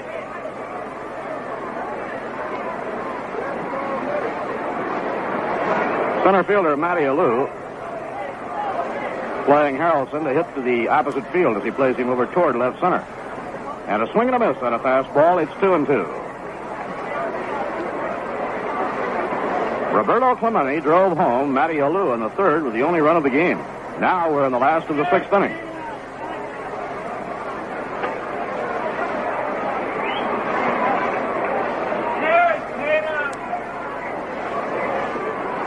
Blass with his sign now from Jerry May. The pitch to Harrelson. A shot through the hole. A base hit to left field. So the tying run is on with nobody out as Harrelson again gets the job done. This time he singled to the opposite field. He hit the ball hard through the hole. Bud is now 2 for 3. The 4th hit of the game for New York. And coming up to hit is Cleon Jones. Cleon has popped up to second and been struck out 0 for 2. Now, a lively Monday night crowd here at Shea starts with a Let's Go Mets cry. Mario Wills moves in close at third, looking for the bunt. Clendenin holding against the runner. Now Blass up in pitching position. He turns around, does an offer, and it's a fastball high. 1 ball, no strikes. If Cleon bunts the runner over, the Mets will have Ken Boyer and Tommy Davis to try and tie the game up.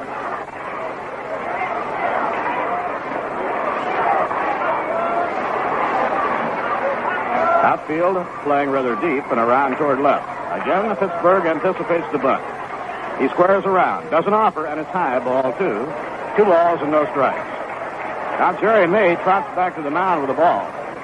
And Cleon Jones checks with Salty Parker to see if things are still the same or if they're going to play a waiting game.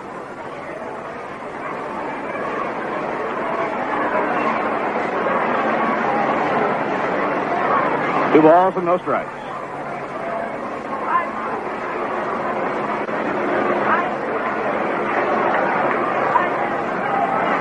Clendenin edging up the line toward home. He squares around, bunts. Fair ball, Clendenin up with it. The play is going to first base in time for the out. Just for a moment, it looked like Clendenin would gamble and fire to second. But against the speed of Harrelson, he elected to play it safe and threw the ball to Mazeroski, covering it first. So Cleon sacrifices his turn at bat, trying to help build a run. Harrelson goes into scoring position, and the batter stepping in is Ken Boyer.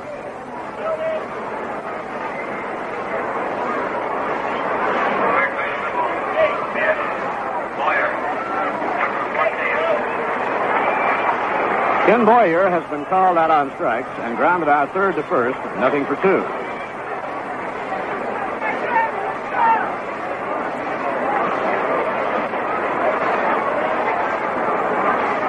Now Blass looking in for his sign. Here's the pitch on the way. A slow grounder hit right back to the mound. Blass grabs it. He throws to first in time to get Boyer, and Harrelson moves over to third. Now, before Tommy Davis steps in, we'll pause for station identification. This is the New York Mets Baseball Network. This is Bill Edwardson asking you to start your day on the right note with me, 7 to 10 a.m. on the Big Bright Sound, here on WGY, Schenectady.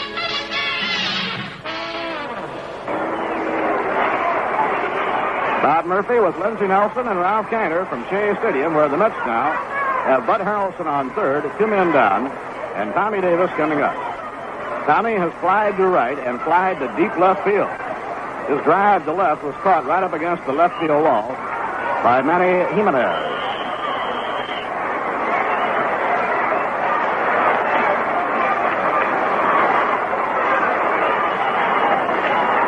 Right-hand pitcher against right-hand hitter. Tommy Davis hitting 3-7. Fastball outside, 1 ball, no strike. Right here, Tommy Davis hoping to bag his 36th run batted into the year. And if he can, this game is tied. Beautiful Monday night crowd at Shea. The paid crowd is 27,294. And a total crowd of 28,152. Now the pitch on the way. Swing and a miss on a curveball. 1 ball and 1 strike. And Tommy Davis took about as hard a swing at that curveball as you can take.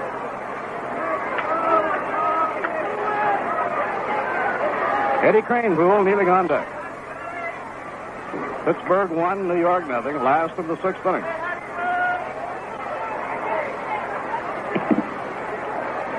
Now the windup by Blass. The pitch. Swing and a miss and a high hard left. That fastball was up in Tommy's eyes, and he went after it. Tommy is strong, an aggressive hitter. He likes the looks of it. He really goes after it.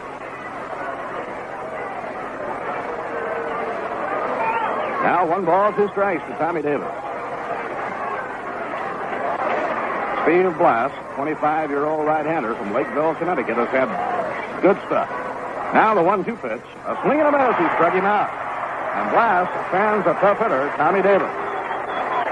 For Blass, strikeout number 5. No runs, 1 hit, no errors, and 1 left. The tying run left stranded on third. At the end of 6, the Pirates won, and the New York Mets nothing. The Big Tire. The Big Tire.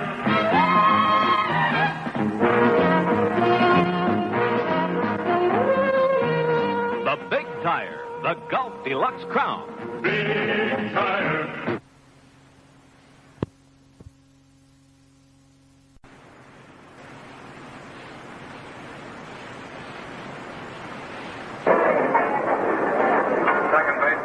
Now in the top half of the 7th inning, it's Bill Mazeroski coming up for the Pirates. The Pirates scored a run in the top half of the 3rd inning, and it has stood up to this point. They're out in front 1-0 through 6.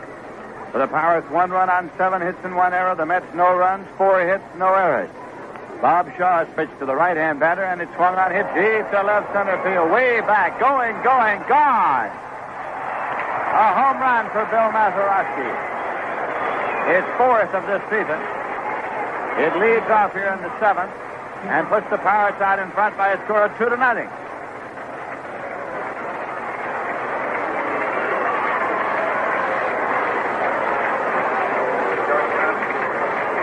Now it's Gene Alley, who's hitting .276 with 4 homers and 24 runs batted in. In this game, he grounded out third to first and grounded into a double play. He's a right-hand batter. Bob Shaw's pitch, curveball, and it's in there for a called strike. Jerry May coming out to the on-deck circle now for the Pittsburgh Pirates, starting the night in 4th place in the National League standings.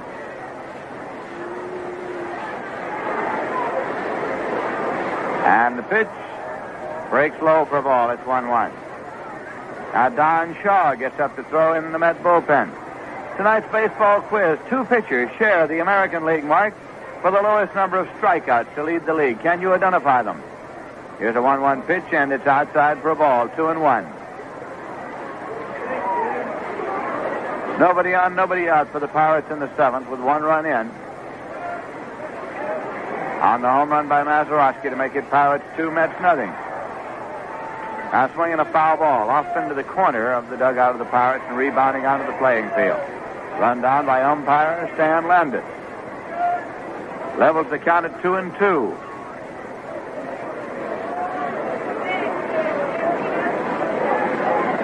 This is a bobtail series between the Mets and the Pirates. Play again tomorrow afternoon. Curveball hit up the alley in left center. Tommy Davis coming on, cannot get to it. He short hops it and whips it in, and holding it first now is Gene Alley.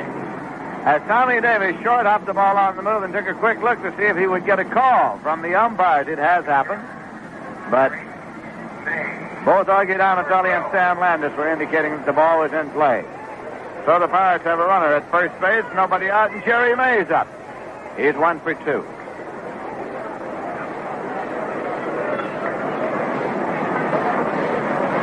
Bob Shaw works off the stretch. Runner goes. Here's a swing and a miss. Grody throws on to Buchek, and he is safe at second base. Stolen base for Alley.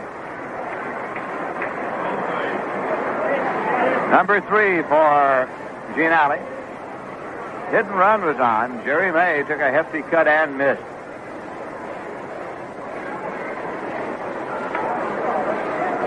Now May steps back out of the batter's box for a moment, while umpire Mel Steiner comes around to brush off the plate.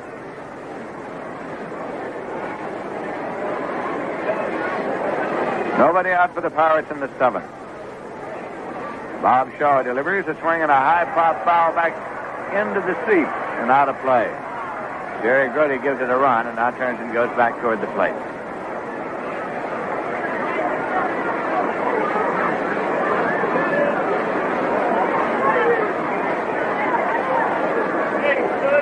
Nothing in 2.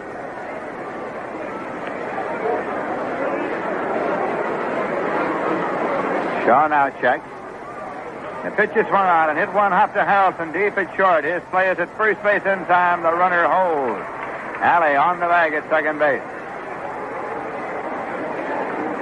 One away. Pitcher Steve Blass is coming up. The answer to the baseball quiz, Bobo Newsom and Tex Houston each struck out 113 American League hitters in 1942 to share the title. Blass has been up twice in this game. He struck out both times. In all, Shaw has struck out 4, and he's walked none. Checks the runner at second. Here's the pitch swung on and missed for strike 1. Matty Alou has moved out on deck.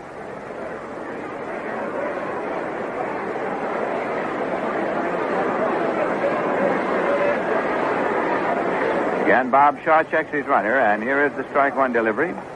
On the outside corner for a call, strike 2.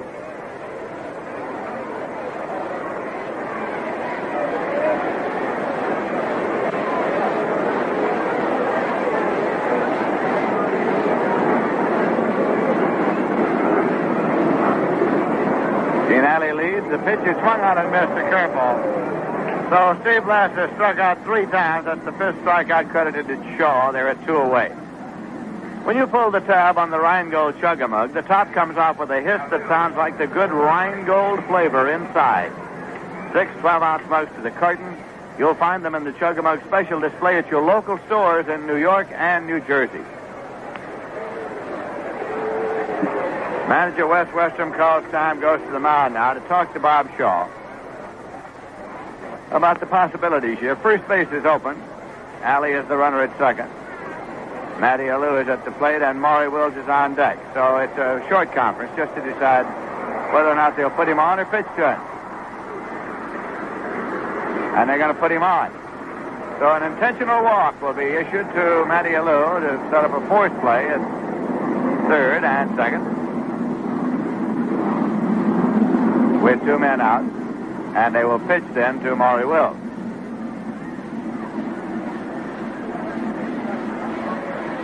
There's ball 4 way outside, and Matty Alou gets rid of the lumber, goes down to first. That is the first walk issued by Bob Shaw. Maury Wills is coming up, switch hitter batting left. He's 1 for 3 tonight. Wills is hitting .296 for the season.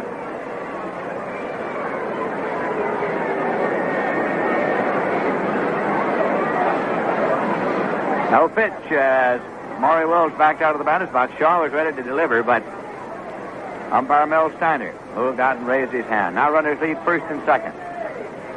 Shaw's pitch swung on it on the ground to second base. Buchek up with it, goes to Cranfield, and the side is out. So the Pirates get a run on 2 hits, no errors, and 2 left. In the middle of the 7th, the score is the Pirates 2 and the Mets nothing. Say, how would you like a trip to the World Series plus $10,000 to blow in a style to which you are unaccustomed? That's the grand prize in Rheingold Score with the Mets game, along with 500 pairs of free Mets tickets every week. And to play the game, all you need is a pencil. Just figure out how many runs the Mets will have scored from their first season's game to the midseason All-Star break on July 9th. You don't even have to buy anything.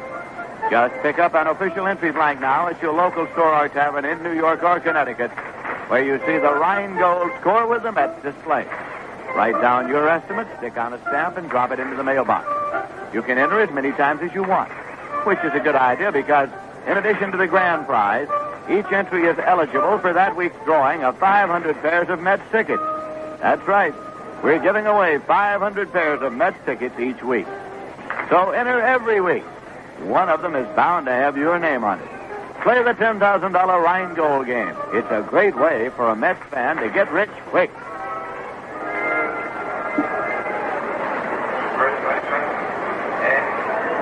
Now in the bottom of the 7th, Ed Craneville is coming up. He's 2 for 2. The Mets trail by 2 runs. Steve Blass is on the mound. He's been in all the way. Limited the Mets to 4 hits to this point.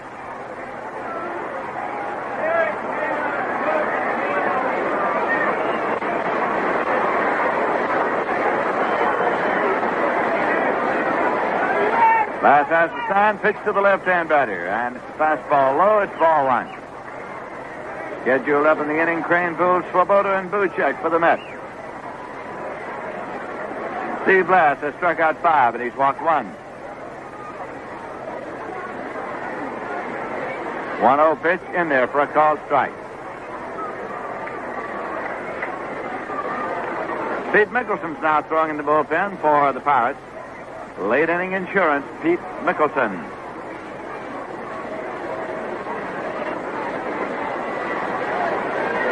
This will be a 1-1 pitch to Ed Kranepool. It's on the way. Swings and misses, strike 2. It's 1-2. A fine Monday night turnout to greet the Mets as they open up this homestand. 27,294 paid here at Shea Stadium on Monday night. Pirates tomorrow afternoon, and then the Phils will be in the following night. Here's a swing and a base hit for Kranepool into center field. One hop past second baseman Bill Mazeroski. Kranepool is 3 for 3. Leadoff base hit here in the 7th, sets up tying run at the plate. Ron Swoboda's coming up. Grounded into force play and grounded out. Pete Mickelson continues to throw in the bullpen now for the Pittsburgh Pirates. The Mets fans come alive as the Mets try to get something going here in the bottom half of the 7th inning. That was base hit number 5 for the Mets off Steve Blass. Don Clendenon comes over to hold against the runner Kranepool. Steve Blass works off the stretch, and the pitch to Swoboda. Slice foul down the right field line, out of play.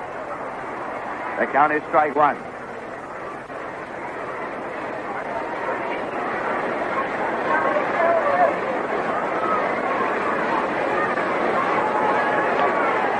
Swoboda measures his stance, digs in a little bit at the plate.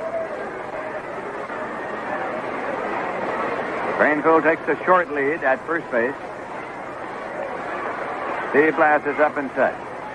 Here's a pitch that's inside. It's 1-1. Jerry Buchek's waiting on deck.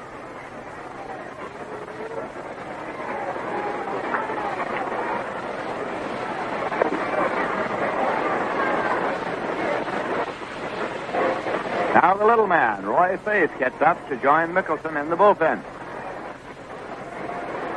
When the Mets in Pittsburgh recently took both ends of a twilight doubleheader from the Pirates, Faith was the losing pitcher in each game. Here's a 1-1 pitch, and it's low and away for a ball. It's 2-1.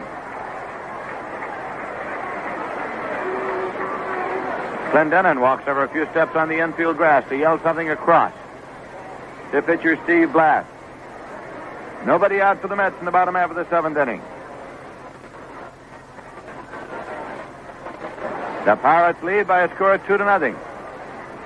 This will be a 2-1 pitch to Swoboda. Foul back off the screen and out of play, and the count evens at 2-2.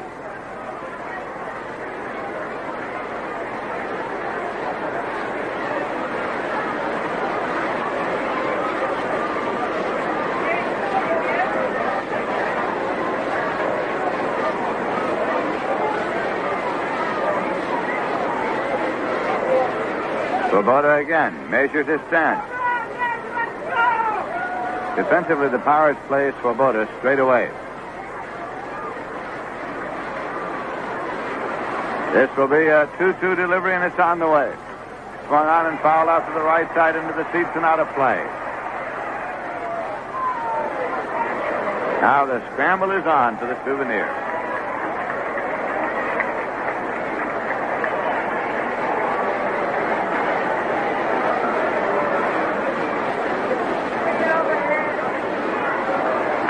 Count holds at 2-2 to Swoboda with Kranepool at first and nobody out. Blass bends forward to take his sign. Kranepool leads at first base. 2-2 delivery. High hopping ground ball at shortstop taken, and it's over to Mass for the fourth. Swoboda going across the bag at first, no relay there. Maury Wills ducked out of the way of the ground ball to allow Gene Alley to field it and fired on over to Mazeroski at second.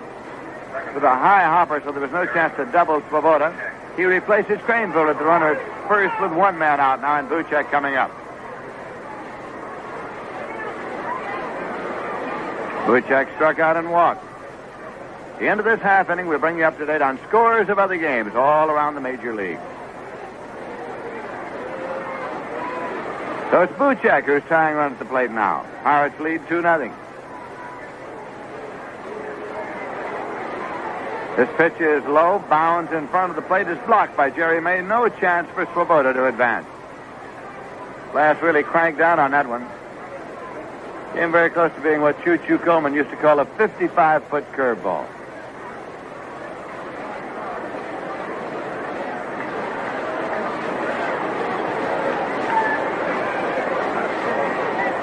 Now again, Blass is set.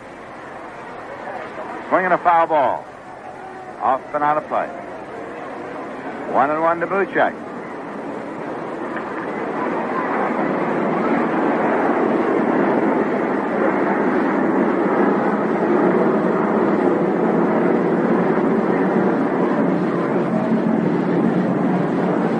The flag on the flagstaff in center field.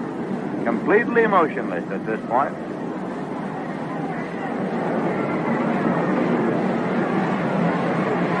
The 1-1 delivery. Swung on and missed. It's 1-2 now to Buchek. Jerry Grody waiting on deck. Pirates have 9 hits and the Mets have 5.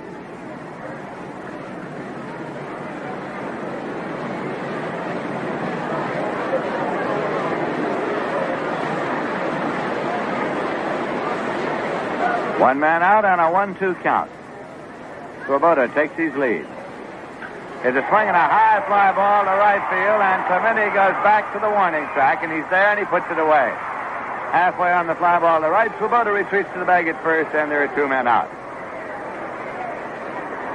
Jerry Grody is the batter, and he is being called back, and Larry Stahl is being sent up to bat for him. Larry Stahl batting for Jerry Grody. Stahl is a left-hand batter, an outfielder by trade. Hitting 192 with 4 runs batted in. 5 for 26. Your attention, please. Ladies and gentlemen, for New York, batting for Brody, number 25, Larry Stahl, number 25.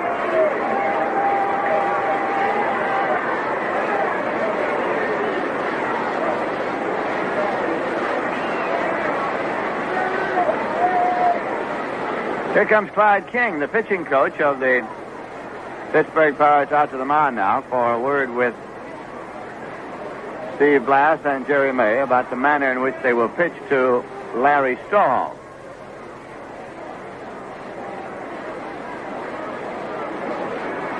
King turns now and runs back toward the Pirate dugout. Pirates lead in this game 2-0. With 2 men out, the Mets have a runner at first, and Larry Stahl batting for Jerry Grody.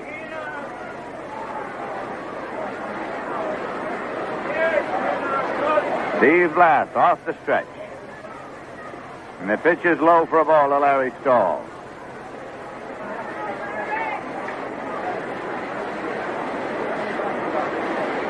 Bob Shaw is waiting on deck.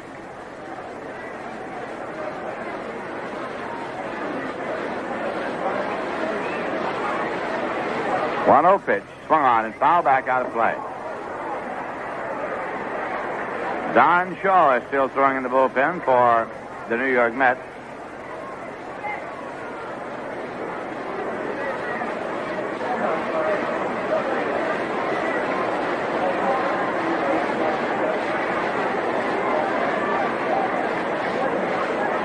Steve Blass takes just a moment, taking a big, deep breath before getting ready to work again to Larry Stahl. He has the sign, and this is a 1-1 pitch coming. Swung on and missed. It's 1-2. Pirates got a run in the third and another in the seventh.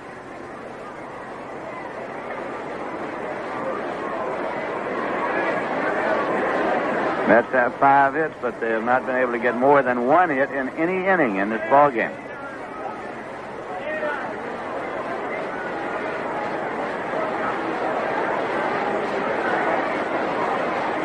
One-two pitch. Swung on and missed, and Steve Blass, with his 6th strikeout of the night, gets pinch hitter Larry Stahl, and the side is out with no runs, a hit, no errors, and 1 left. The end of 7 full innings. The score is the Pirates 2 and the Mets nothing. Now, scores of other games. First in the National League at Wrigley Field in Chicago this afternoon. Manager Leo DeRocher's Chicago Cubs made it 7 wins in a row with a 4-2 victory over Gene Mock's Philadelphia Phillies. Rich Nye started and got the win. Cal Kuntz in the 6th, Chuck Hartenstein in the 9th. Dick Farrell started and took the loss. Grant Jackson in the 1st and Dallas Green in the 7th.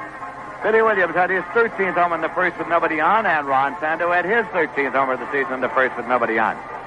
Tonight at Crosley Field in Cincinnati at the end of 5, the Dodgers 2, Cincinnati nothing. Claude Osteen going for his 10th win of the year against Mel Queen, going for his 9th. In St. Louis at the end of 2.5 innings, the league-leading Cardinals of manager Red Schoenbein 2, the San Francisco Giants nothing. Jim Cosman, who was just called up on the mound for the Cardinals, and Gaylord Perry for the San Francisco Giants. The American League going to the bottom half of the 7th inning now. The Yankees 1, the Kansas City A's nothing. Fred Talbot relieved by Billy Monroquette in the 7th for the Yanks. Lindblad going for Kansas City. Tom Tresh homered to put the Yanks out front. Going to the bottom of the 7th in Baltimore. The league-leading Chicago White Sox 2 and the Baltimore Orioles 2. Bruce Howard against Pete Rickard. Kurt Blefary and Smokey Burgess have had 2-run homers.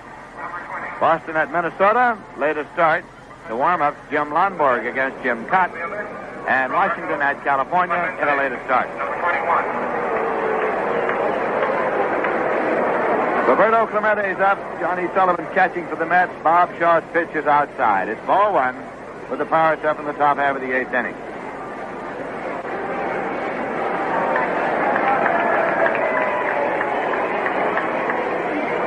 Clemente is 2 for 3 in this game. He's taking the drive in the first one and the third. Here's a pitch in for a called strike. It's 1-1.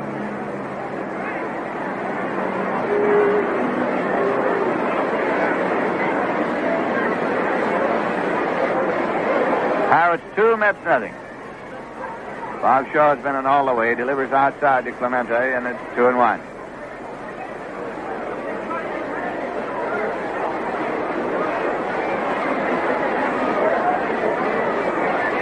Two-one pitch. Swung on and fouled out to the right side, out of play. Roberto Clemente has to be the finest ball player ever picked up in the minor league draft.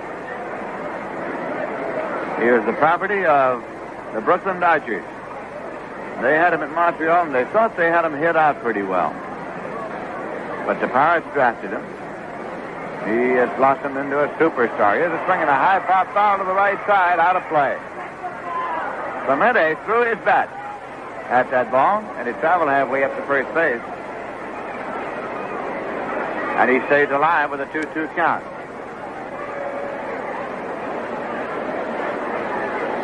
That year that the Dodgers had Clemente at Montreal, they thought they had him pretty well hidden. So much so that if there was any thought that a scout was in the stands anywhere, they didn't play him. Here's 2-2 pitch. Here's a swing and a high drop to deep right. It's way back and going back. It's Svoboda, and he's there to make the catch. Clemente flying out to deep right field. Manny Jimenez. Hit by a pitch ball. Slide to left, struck out swinging.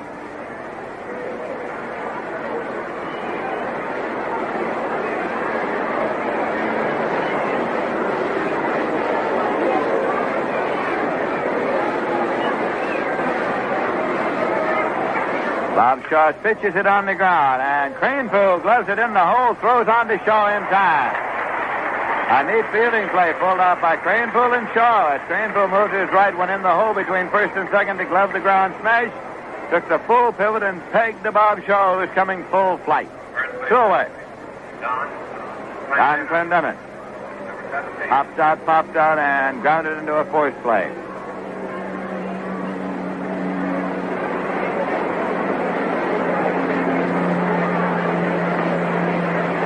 And the pitch is low for a ball.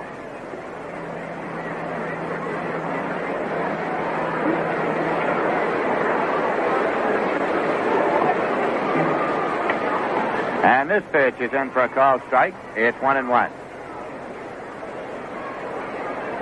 2 men out, nobody on base. Pirates 2 and the Mets nothing.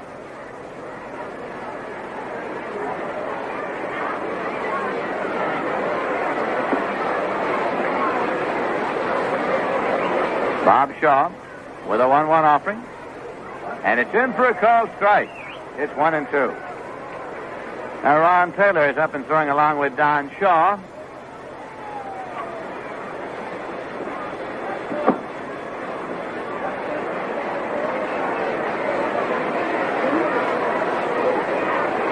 Billy O'Dell is throwing down the bullpen of the Pittsburgh Pirates, tuning up. Clendenin back in and waiting as Bob Shaw deals a 1-2 curveball. Hit on the ground to third and on back, and boy into left field. It is a base hit. The official scorer says base hit, and that will bring up Bill Mazeroski, who has 2 hits, one of them a home run in the 7th inning. The hit was number 10 for the Pirates off Bob Shaw.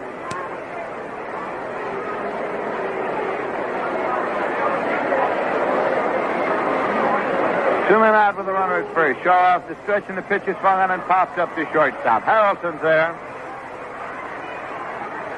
Puts it away, and the side is retired with no runs on a hit, no errors, and 1 left. In the middle of the 8th, the score is the Pirates 2 and the Mets nothing. When you buy a new car, it's the dealer that makes the difference. That's why it's time for you to head for Armory Garage, Central at Colvin in Albany, where there's a Plymouth or Chrysler to fit every pocketbook. You know that you can buy the same car from any Plymouth dealer, and you'll get the same warranty. The difference lies in the deals. Armory Garage is the area's volume Plymouth dealer. Volume sales allow Armory Garage to offer you that new car for... Bob Johnson's going to pinch hit for Bob Shaw. We pause for station identification. This is the New York Mets Baseball Network.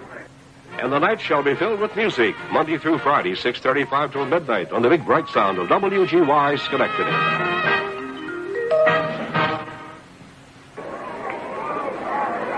This is Lindsey Nelson with Bob Murphy and Ralph Kiner at Shea Stadium in New York. Bob Johnson is up, and the first pitch is a little high, and it's off the finger of catcher Jerry May. We're waiting to see if it were any indication that the ball clicked off the bat, but there's been none yet.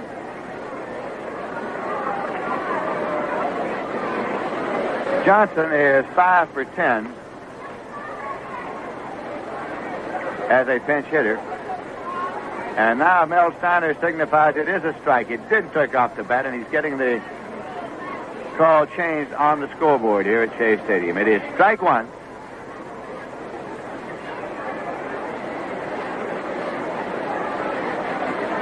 No.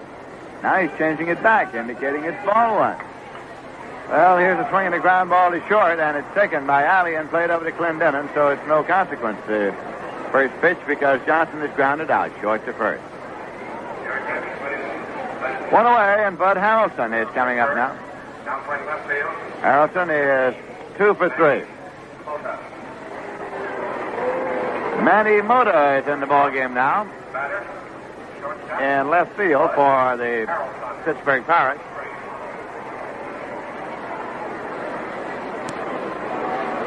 Harrelson, switch hitter, has been on base 3 straight times. Steve Blass with the pitch. In for a strike as Harrelson bluffed a bunt. So it's clear now what happened on the pitch a moment ago.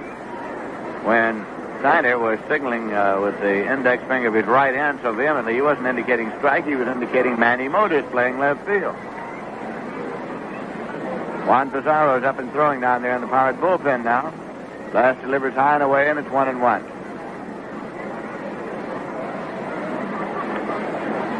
Leon Jones waiting on deck for the Mets, batting in the bottom half of the 8th inning with the Pirates leading here by a score of 2-0.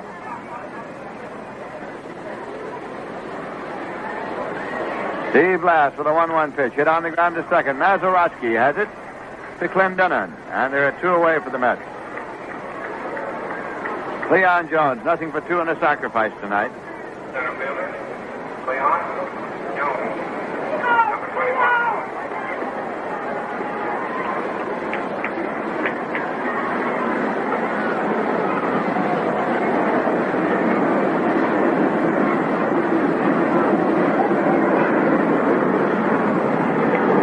Leon settles himself in now.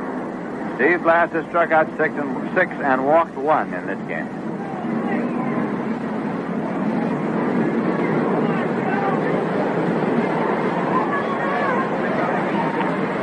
And it's in for a called strike. Ken Boyer is on deck.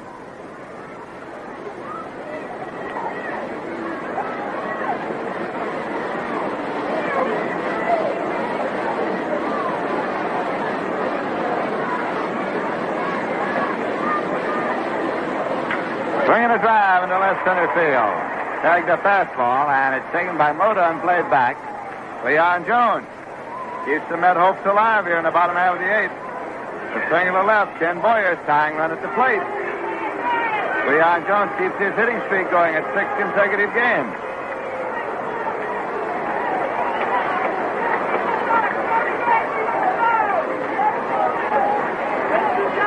Base hit number 6 for the Mets. Off Steve Blass.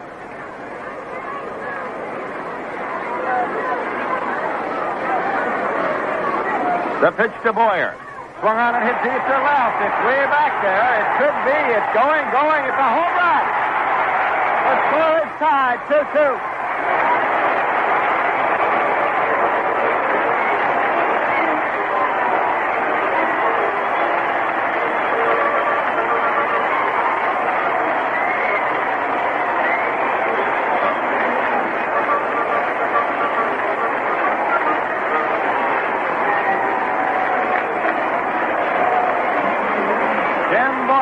His first home run of this season. Hits that ball out into the Pirate bullpen over the left field wall, and the score is tied 2-2. Tommy Davis up now with 2 men out, nobody on base, and we have a brand new ball game. As the Mets have come from behind to tie the score. Blass with a pitch. Low hits in the dirt, comes in on one hop, and it's ball 1. Jerry May calls time, goes halfway to the mound, tosses the ball out to Steve Blass, who isn't very happy for having given up a home run to Ken Boyer. Boyer, until that moment, had driven in only 4 runs this entire season. Got 2 RBIs there. Here's a pitch to Davis low, and it's 2-0.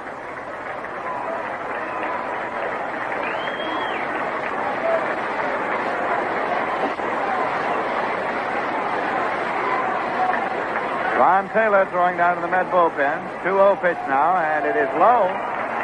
Blass goes behind. 3-0 to Tommy Davis with Ed Cranepool on deck. Young Jerry May walks out there. Well, statistically now, Bob Shaw is off the hook. He cannot be the losing pitcher. He was removed for a pinch hitter in this inning. Here's a 3-0 pitch. And it is low, ball 4. So the Mets get the go-ahead run on at first, and Harry Walker, the manager of the Pirates, is on his way to the mound, and that's all for Blass. We're going to get a pitching change. He's had Pizarro throwing down the bullpen. Perhaps he wants the left-hander to pitch to Cranepool. We'll find out in a moment. Now Juan Pizarro is walking over toward the electric curtain. He's going to get the ride in from the bullpen.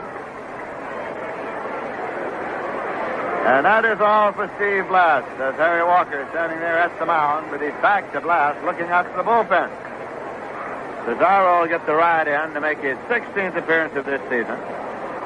Overall, Pizarro has won 3 and lost 6. He pitched against the Mets on the 6th of June for the full 9 innings. Gave up 2 runs and 6 hits. Was the losing pitcher in a 3-2 game. It went into extra innings, I believe.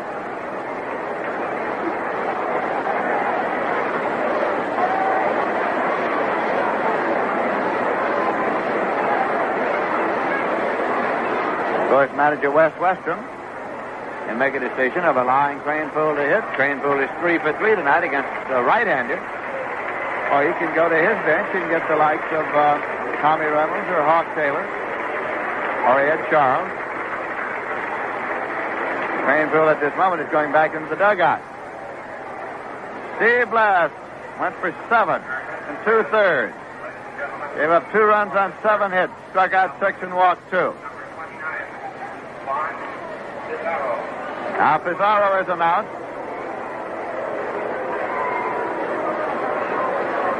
He was obtained by the Pirates from the Chicago White Sox during the offseason.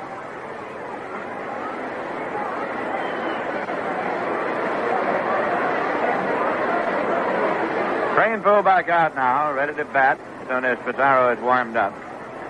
The end of 3 innings in St. Louis, it's the Cardinals 2 and the Giants nothing. Gaylord Perry against Jim Cosman, and at the end of 6, Dodgers 2, Cincinnati nothing. Claude Osteen against Mel Queen. This afternoon, the Cubs beat the Phillies 4-2. At the end of 7, the Yankees won Kansas City nothing. Monbegett against Stanford now, both in relief. Tresh homered for the Yanks. At the end of 7, the White Sox 2 and the Orioles 2. Locker against Watt, both in relief.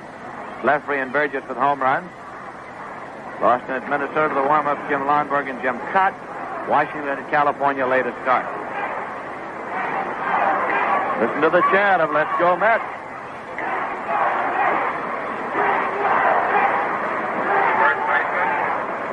Now, Crane Poole's going to try his luck against the left-hander. Against the right-hander, he was 3 for 3 tonight. Mets are batting in the bottom half of the 8th inning with Tommy Davis on at first. 2 men out, and the score tied 2-2.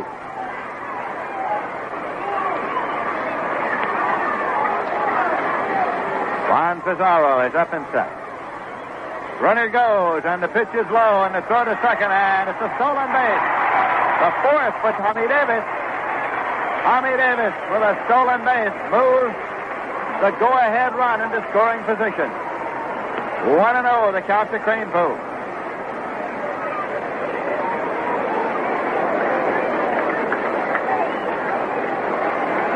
Now Tommy Davis leads off the bag at second. Pizarro off the stretch. 1-0 pitch to Crane Poole. Low and away in the dirt. Dug out by Jerry May. The Pirate catcher calls time, and he goes out to the mound to have a talk with Juan Pizarro.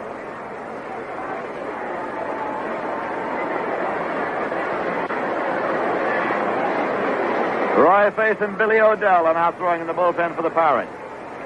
Right-hander Roy Face. Left-hander Billy O'Dell. This will be a 2-0 pitch to Ed Crane Poole. Swoboda's waiting on deck. Now the 2-0 delivery, and it is in for a called strike. 2-1 to Crane Poole.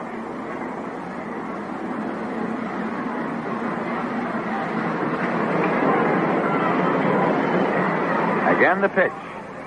Swung on and looped out into right center field. Clemente's coming on, and Clemente makes the catch on the run. So the side is out.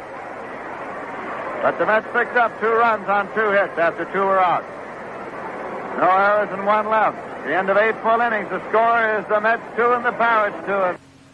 When it came to defending home or country, the woman's role has been traditionally passive. But the defense of freedom today requires such a complex structure that there are numerous opportunities for the American woman to take an active part in the service of her country. For the college graduate, these opportunities are even more inviting because she is eligible to serve as an officer in our Navy waves. Today, all America recognizes the wave officer as a woman who is more than dedicated to the heritage of her country. She wants an honorable position, one with responsibility, one that she can fill with pride. She told her Navy recruiter she'd like to become a wave officer. If you're a college graduate, may we suggest you do the same thing? You'll be helping yourself and your country. See your Navy recruiter today.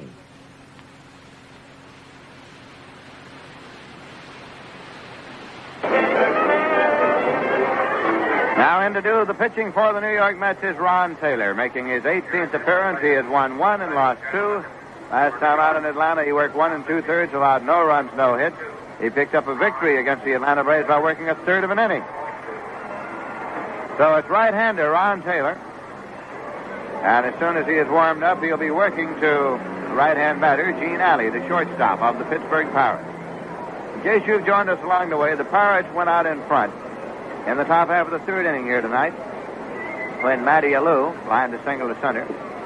Moved to second on a hit-and-run play when Maury Wills grounded out second to first, and then Roberto Clemente singled him home. That run stood up until the 7th, when Bill Mazeroski hit a lead-off homer, and the Pirates had a 2-run lead. And then after 2 were out in the bottom half of the 8th inning for the Mets, Cleon Jones got a single to keep his hitting streak alive at 6 consecutive games, and Ken Boyer stepped up and hit his first home run of this season into the Pirates bullpen over the left field fence to make it a 2-2 ball game. Neither of the starting pitchers is around now, and the pitchers of record are the pitchers in the ball game.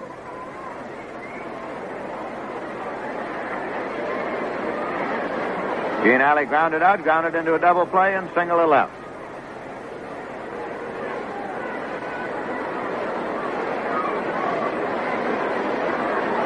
He's hitting .279.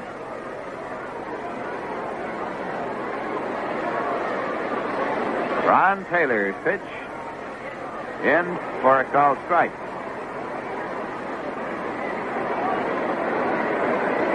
Clicks off the bat of Gene Alley, says umpire Mel Steiner. Jerry May is waiting on deck.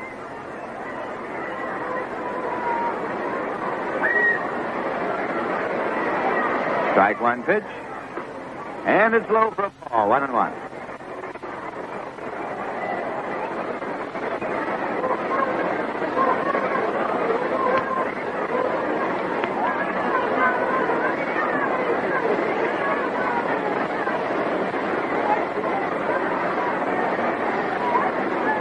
Here's the 1-1 offering. Low for a ball, so Taylor goes behind 2-1. The Mets have 2 runs, 7 hits. Pirates have 2 runs, 10 hits.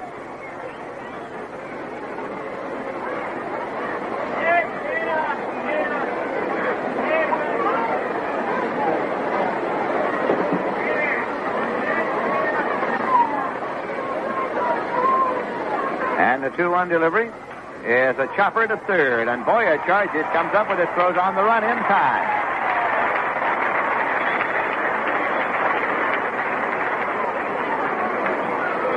So Alley is grounded out, third to first, and that'll bring up Jerry May, who is 1 for 3. Number 12.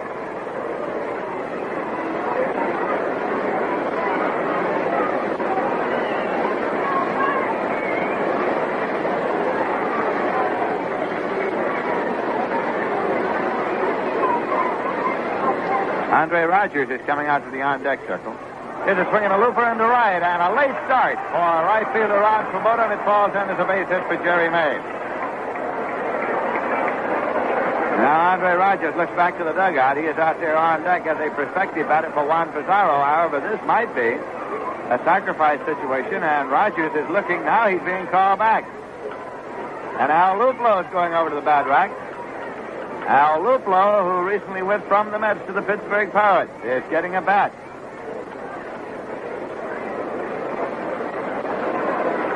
He does not yet have a base hit with the Pirates. He's gone 0 for 8 since donning the uniform of the Pirates. So his season's batting average is down to 177.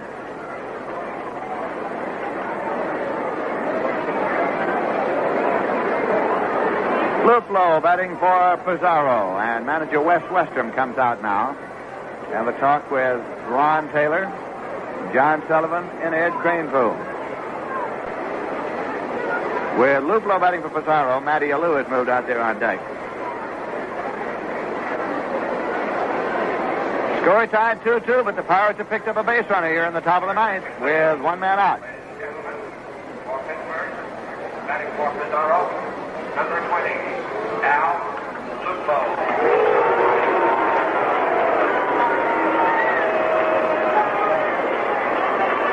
Luplo is announced. He's a left-hand batter.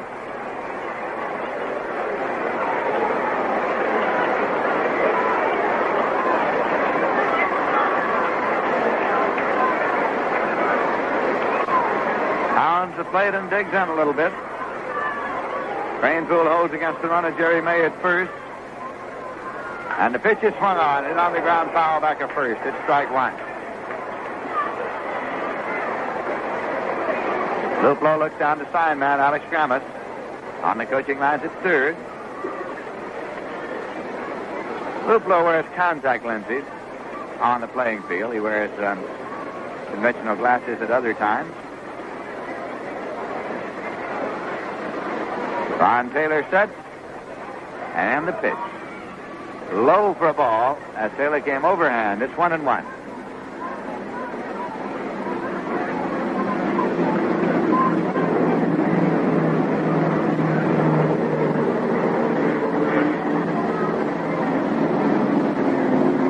and Ron Taylor looks in to get a sign from Johnny Sullivan.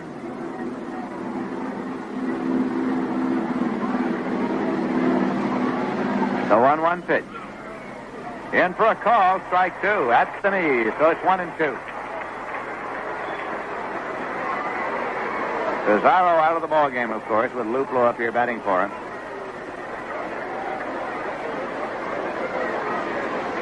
Roy Face and Vernon Law are throwing in the Pirate bullpen.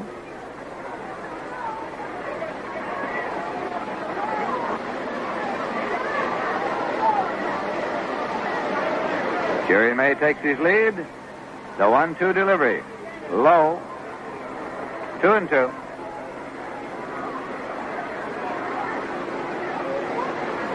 Don Shaw is throwing in the Med bullpen, the little lefty,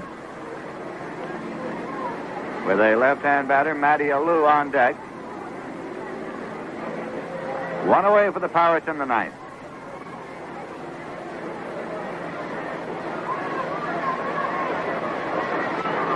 Jerry May leads at first. The 2-2 pitch to Luplo. It's deep to right. It's way back there if it stays fair. And it is a foul ball. Just to the foul side of the foul pole. Way down in the right field corner. That one was hanging up there a long, long time. And Jerry May cuts across the infield grass, coming back to first.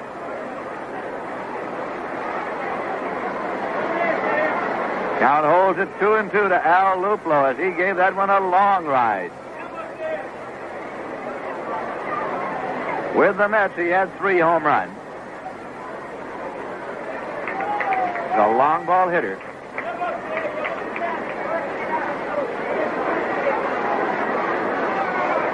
2-2 pitch.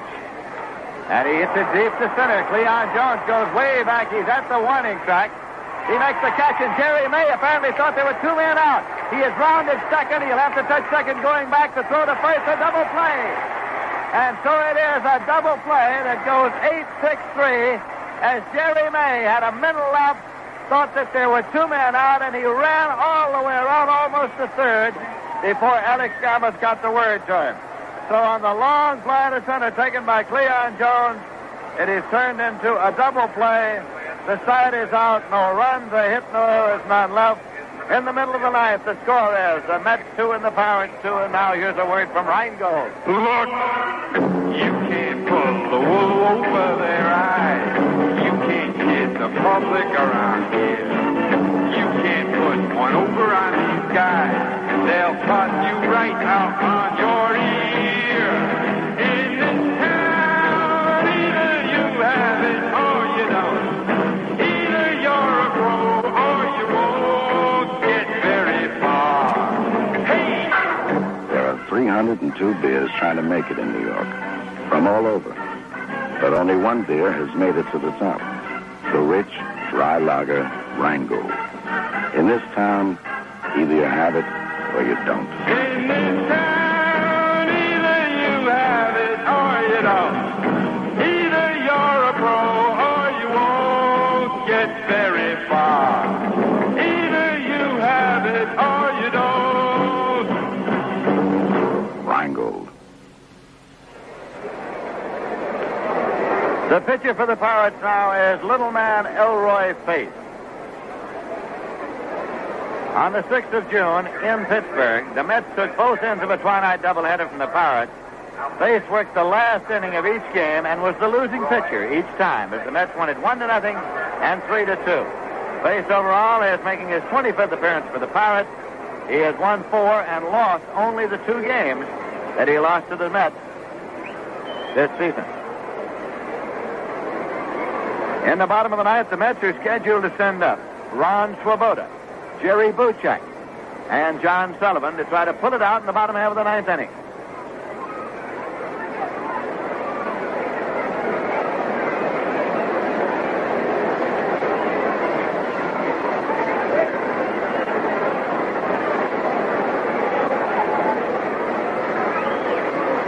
There goes Jerry Mays, throw down to second around the horn, and Ron Swoboda is coming up. Grounded into a forced play, grounded out, and grounded into a forced play. Of course, the fans here at Shea Stadium, the Mets fans, are hopeful that Swoboda or Buchek or Sullivan can get a hold of one and give it the long right out of the ballpark to end the ball game. Roy Faith takes the sign.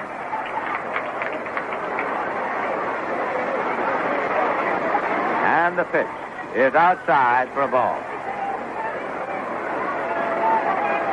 At third base, Maury Wills is guarding the line, protecting against the extra base hit. 1-0 pitch. And it's in for a called strike. It's 1-1 to Swoboda.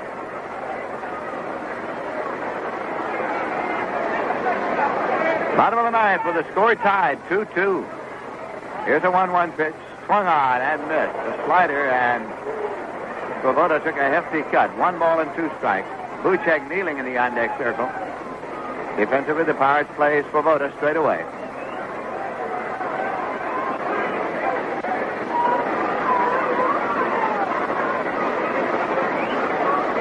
The little man now pumps and pitches. And it's outside. 2-2. Swoboda was ready to go. Moved his body forward, but did not swing the bat. So the count's level at 2-2. Umpire Mel Sander comes around quickly to brush the plate. Swoboda's had 4 home runs and 12 runs batted in this year. This is a 2-2 pitch. Foul back and out of play, and the count continues at 2-2.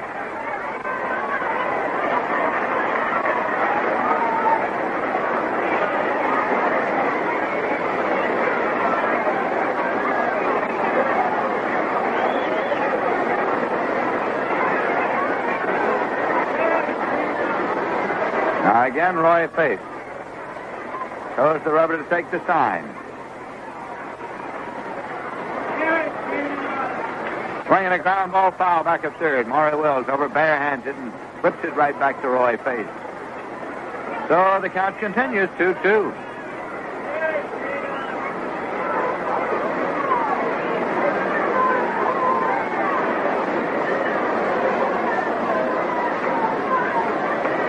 Swoboda swings the bat as he waits.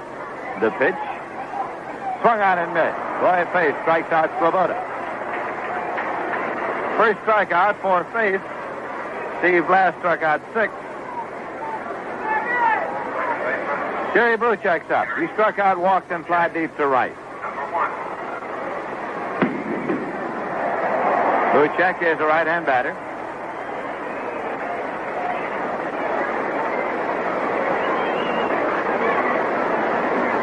Johnny Sullivan moves out on deck.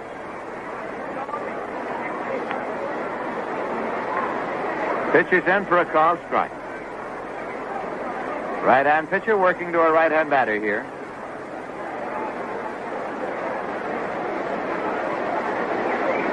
Pirates play Buchek straight away as well. Here's a swing and a ground ball up the middle. Mazeroski over behind the bag, gets rid of it over to first, and not in time. He's there safely as the throw was in the dirt, and Clendenin tried to scoop it up and could not come up with it cleanly. He sort of scooped it up into the air, and it's a base hit for Jerry Buchek. He becomes potential winning run. You're in the bottom half of the ninth inning with 1 man out. Left-hand batter John Sullivan coming up. John Sullivan, number 20. Mazeroski went in behind the bag at second to get that ground ball. Got rid of it in a hurry, but did not have enough on it to get it over there all the way. Don Shaw throwing in the bullpen for the Mets with Ron Taylor moving out on deck. Score tied 2-2.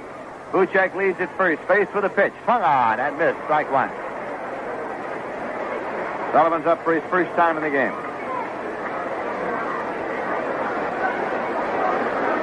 Hitting 191 with 1 run batted in.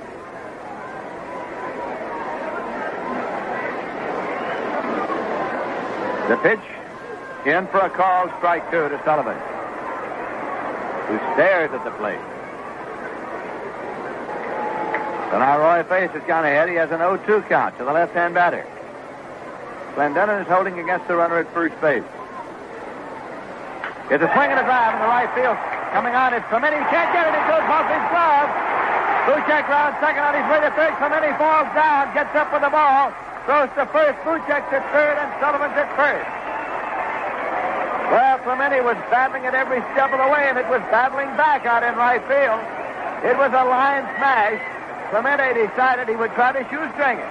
It went off his glove and rolled a dozen feet away. As he got to it, he slipped down. It is scored as a single, no error.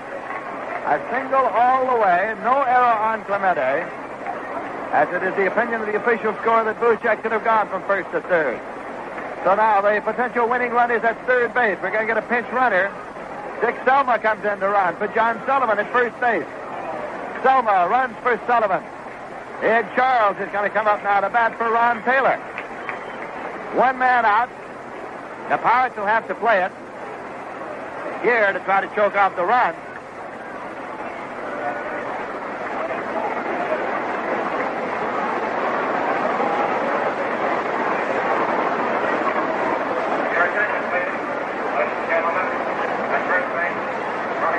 Ed Charles is batting for Ron Taylor. Dick Selma is running for Johnny Sullivan. Now the Pirates move the outfield in because the long fly ball will end the ball game anyway. So the outfield is playing shallow. The infield is set halfway so they can still try to go for the double play or possibly make a play at the plate. Charles is a right-hand batter. Roy Faith working. He's taking his time from catcher Jerry May. Now he goes up and set. And the pitch. Swung on in line to the left center. Central base hit and the ball game is over. The Mets win it. As the run crosses the plate, Selma goes on to third. Charles with a single to left center and a run batted in. And the Mets win it by a score of 3-2, getting their 10th hit of the ball game to win it. And again, Roy Faith is the losing pitcher in this ball game. Ed Charles drives Buchek in from third base. It was a screaming line drive out into left center field. So Ron Taylor is the winner, and Roy Faith, once again, is the losing pitcher in this ball game. We'll be back here in a moment with a final summary and totals. Right now, the... Repite esto. El gato es blanco. El gato es blanco. Muy bien. Ahora di. El mundo es redondo. El mundo es redondo. In the Peace Corps, you'll be taught the language of the country you're going to so well. You'll learn to eat in it, sleep in it, play basketball in it, plant crops in it, build bridges in it, make roads in it, and even dream in it. Peace Corps training must be as tough as Peace Corps work. It's the only way you can get in shape for it. Take Dick Olmsted. After he joined the Peace Corps, he built 8 chicken coops, 3 lean-tos, dug 4 latrines, and planted a 4-acre garden. Then we sent him overseas. This is how the Peace Corps works for peace. Would you like to work for peace? You may be qualified. Write the Peace Corps in Washington for an application.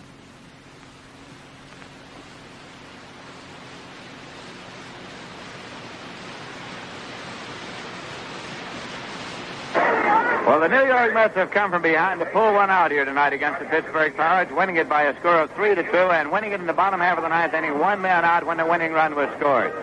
Starting out, it was Steve Blass working on the mound for the Pittsburgh Pirates and Bob Shaw for the New York Mets, and the Pirates scored first in the top half of the third inning. Matty Alou singled to center field.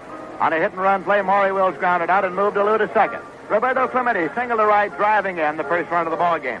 It stayed 1-0 until the 7th inning. Then Bill Mazeroski had a leadoff home run, and the Pirates had a 2-run lead. The Mets, meanwhile, were getting nowhere against Steve Blass. But in the bottom half of the 8th inning, with 2 men out, Cleon Jones kept his hitting streak alive at 6 consecutive games with a single to left center.